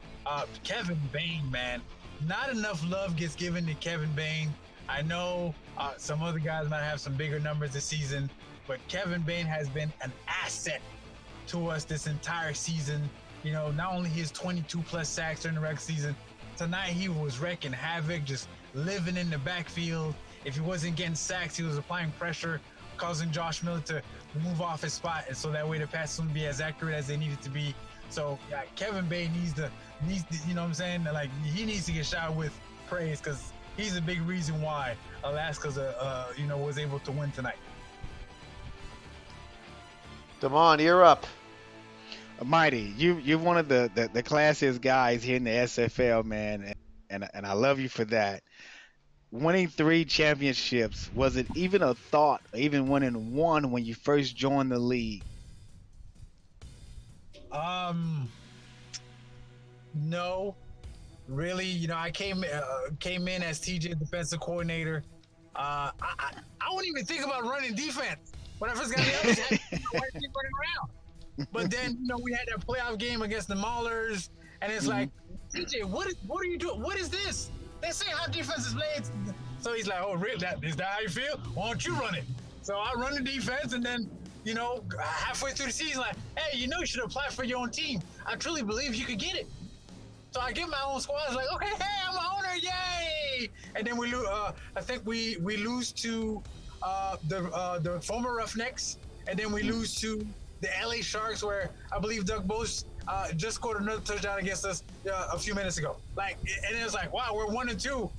Do I really know what I'm doing? So yeah, I did not see us being this successful when I first got the squad. I was just trying to win a game, you know. So now that we've made it this far, and kind of like are looked at as one of the preeminent franchises in the SFL, it's like it's humbling, really. As I like to say, I've said this many times here in the SFL, is that you be the next level, and you, my friend, I think that you have set the podium so high that the next level may be hard to get to.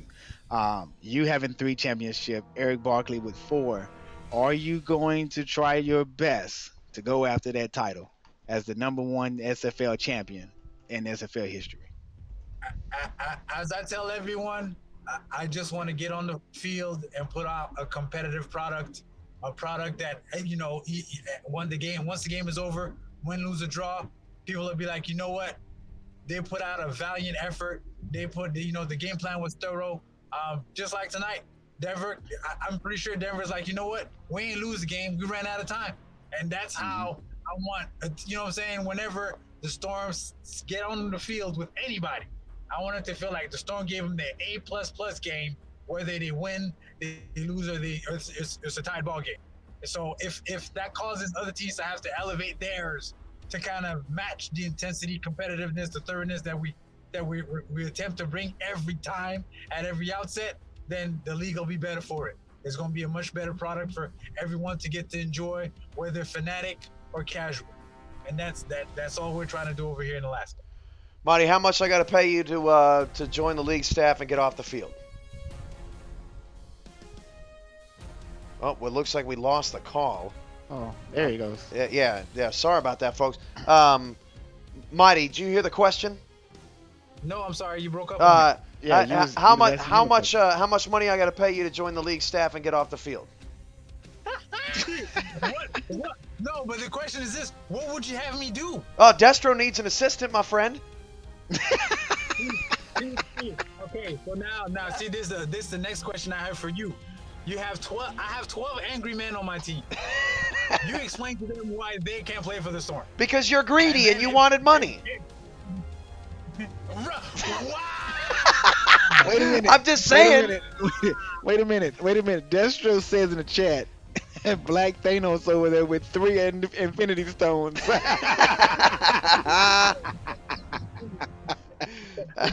gauntlet is not complete, King.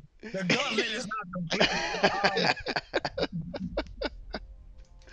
Oh man. Eddie Gage says leave Mighty on the field. We have to beat him.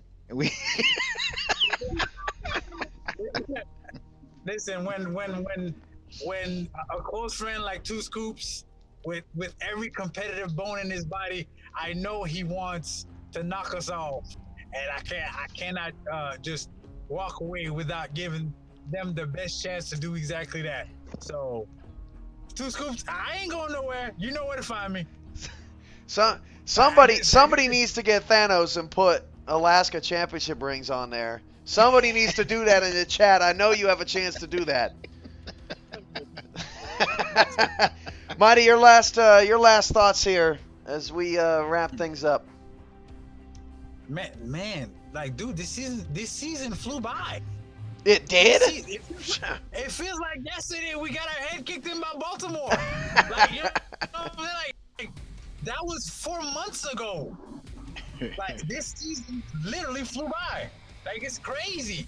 Tomorrow's season 13. Like, everybody listening, tomorrow's season 13. Season 12, well, season 13 off season, but you get what I'm saying. Right. Like, 12 is done. It's cooked. Like, if for anybody looking to join in, get plugged in, wanted to be a rookie, y'all better get y'all behinds in gear and get busy, because you blink, we'll be in season 14. Forget 13. So if you really want to make a dent, leave an impression, make an impact, hashtag, this is the time to do it. Like, beat the Storm. Come beat the Storm. Stop. Will you stop it? Was that your own kid saying beat the Storm? Yes, my kids, they're trying to soup people up. Like I said, they're more excited than me. I'm just trying to make it. Well, thank you, Mighty, for being here. Congratulations on your 3rd title. We'll talk to you. Okay, one last final Cam. I don't know if you gave the shout out. I did. Oh, thank you. Yes, so, hey, how many people ended up at the watch party? Let us know. We had like about 15 between the players and the kids. We had about, how many we had? About 15 or 20? Yeah, we had a very nice turnout. We had a bigger turnout than we had last time. We missed out on Levant. We got stuck in some traffic, and then he's like, you know what? It's too much of a headache. I'll go back home. So missed you, Levant. Wish you were there. But yeah, we had a very good turnout. It was a great party. Food was awesome. Drinks was awesome. Company was great. Entertainment was awesome as always. Cam, Dio, y'all did y'all thing. You know, okay, hey, appreciate y'all very much. I can't wait for next season. It's gonna be bigger and better. I can't wait what that looks like. Yeah, we can't either. It's gonna be a lot of fun, and just congrats, Mighty. You're first class, man. You're the best coach The only reason why I'm saying it is because Eric Barkley's already said it. You're the best coach in league history, and just congratulations on that. Keep it going. Tell Eric until or if I pass him, he's it. He's the pinnacle. We're all trying to reach the 4 that he has. So I'm just forging ahead, putting my head down, put the best products I can, and try to catch him. That's all I can do. Thanks, Mighty. All right, bye, Captain. All right, speaking of the transition to next season, we got about 5 minutes left. I don't want to keep calling you Cheeseburger. What is your name, good sir? Oh, no. Now we don't. Oh, wait, hold on. All right, try again. This is Mark Rivers. What's up, Mark? We got you. Hey, thanks for calling in the postgame show. What'd you think of that game? Holy sh! Man, hey, hold up. When he said that first letter, I was like, oh my gosh, man, I'm gonna have to deal with all sorts of craziness. And man, he pulled it together. I loved it. Go ahead, Mark. Oh man.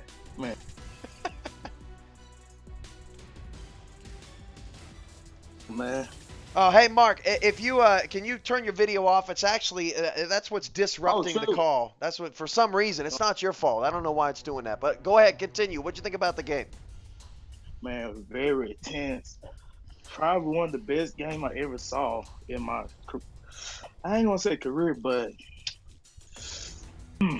Now you're gonna be joining. You're part of the rookie pool, and you're gonna get a chance to get on this field. You're gonna get a chance to go through the rookie showcase, the rookie draft. You're just getting started. What is it like seeing that a team that went 3-9 made it all the way to the championship and on the road in the snow against the two-time champs nearly won the game? That means that no matter where you end up, you could be a champion someday.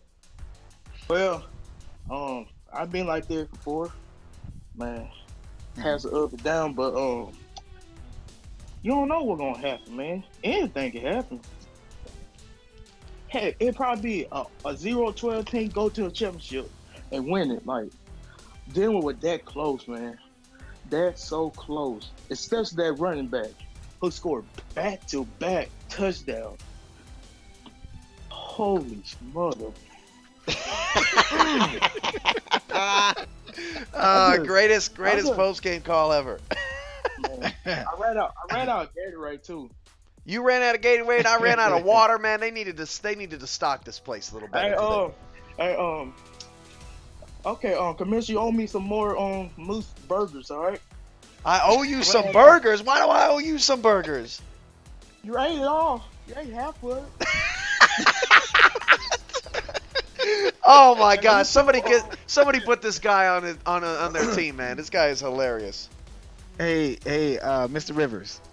As Cam stated, we're coming up on the rookie showcase and on the rookie draft.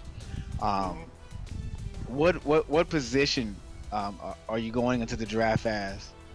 Shoot, defensive tackle, baby. Defensive tackle, one of the premier positions here in the SFL that Rick O'Reilly has made famous. Oh man, going way back, right, Cam? Yeah, way back. So everybody, well, let me pause right there. Let me stop it right there. I'm gonna tell you this though. I'm gonna be a force. Season 13, no lie, hands down, right there. Man, as a defensive tackle. Well, you heard it here first. I love it, man. This is what this league is all about, man. Making dreams come true. I love it. Hey, Mark. Hey, I really appreciate it. It's good to meet you. I bet you raised your draft stock a lot tonight. Everybody loves your enthusiasm, and we got to roll, man, because we're almost off the air. But I appreciate you being on the show. Yeah, go ahead. One more thing. I'm a D1 prospect in real life. Really? Where are you going? Do you know? I probably go to Memphis. I got 2 scholarships. Well, 4 D1 scholarships. Congratulations, man. That's awesome. That's Congrats awesome. To you. And hey, we'll follow your career. We actually have remember David Overstreet going way back to Mon. He played for Western Kentucky for a long time. Was an NFL prospect too. We love having future stars in our virtual league. So congratulations, man. All right, thanks. Good night, Alaska. Hey, thank you, Mark, for being on this show. You made it awesome. Mighty made it awesome. Everybody was terrific. Hey, Damon, your final thoughts before we send the people home. What a night. Thoughts is outstanding game that was played tonight, Cam. This just shows what the SFL is all about. Great competition, friendly competition, just a great community coming together, showcasing our talents all across the board, from the stats guys, tracking stats for us, you and I on the broadcast, as we have many others that does the same thing as we do, from our director of player personnel, assistant DPP, the president that we have such a great community here, man. And I'm just excited to continue to be a part of the SFL and looking forward to next season. I'm ready to get things started. Let's get the owners meeting out of the way, because I'm ready to get to the draft. All right, that was the SFL Championship Game, Denver and Alaska. We are rolling out of here at the Eye. It was a phenomenal night. And thanks to everybody. Thanks to all of our sponsors. Thanks to, please watch the credits.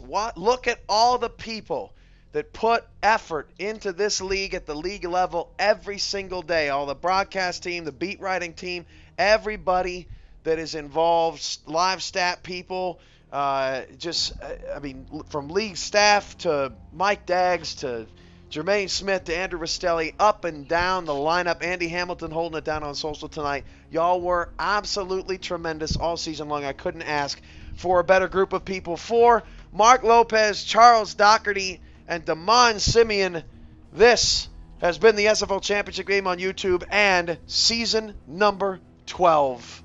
Good night, everybody.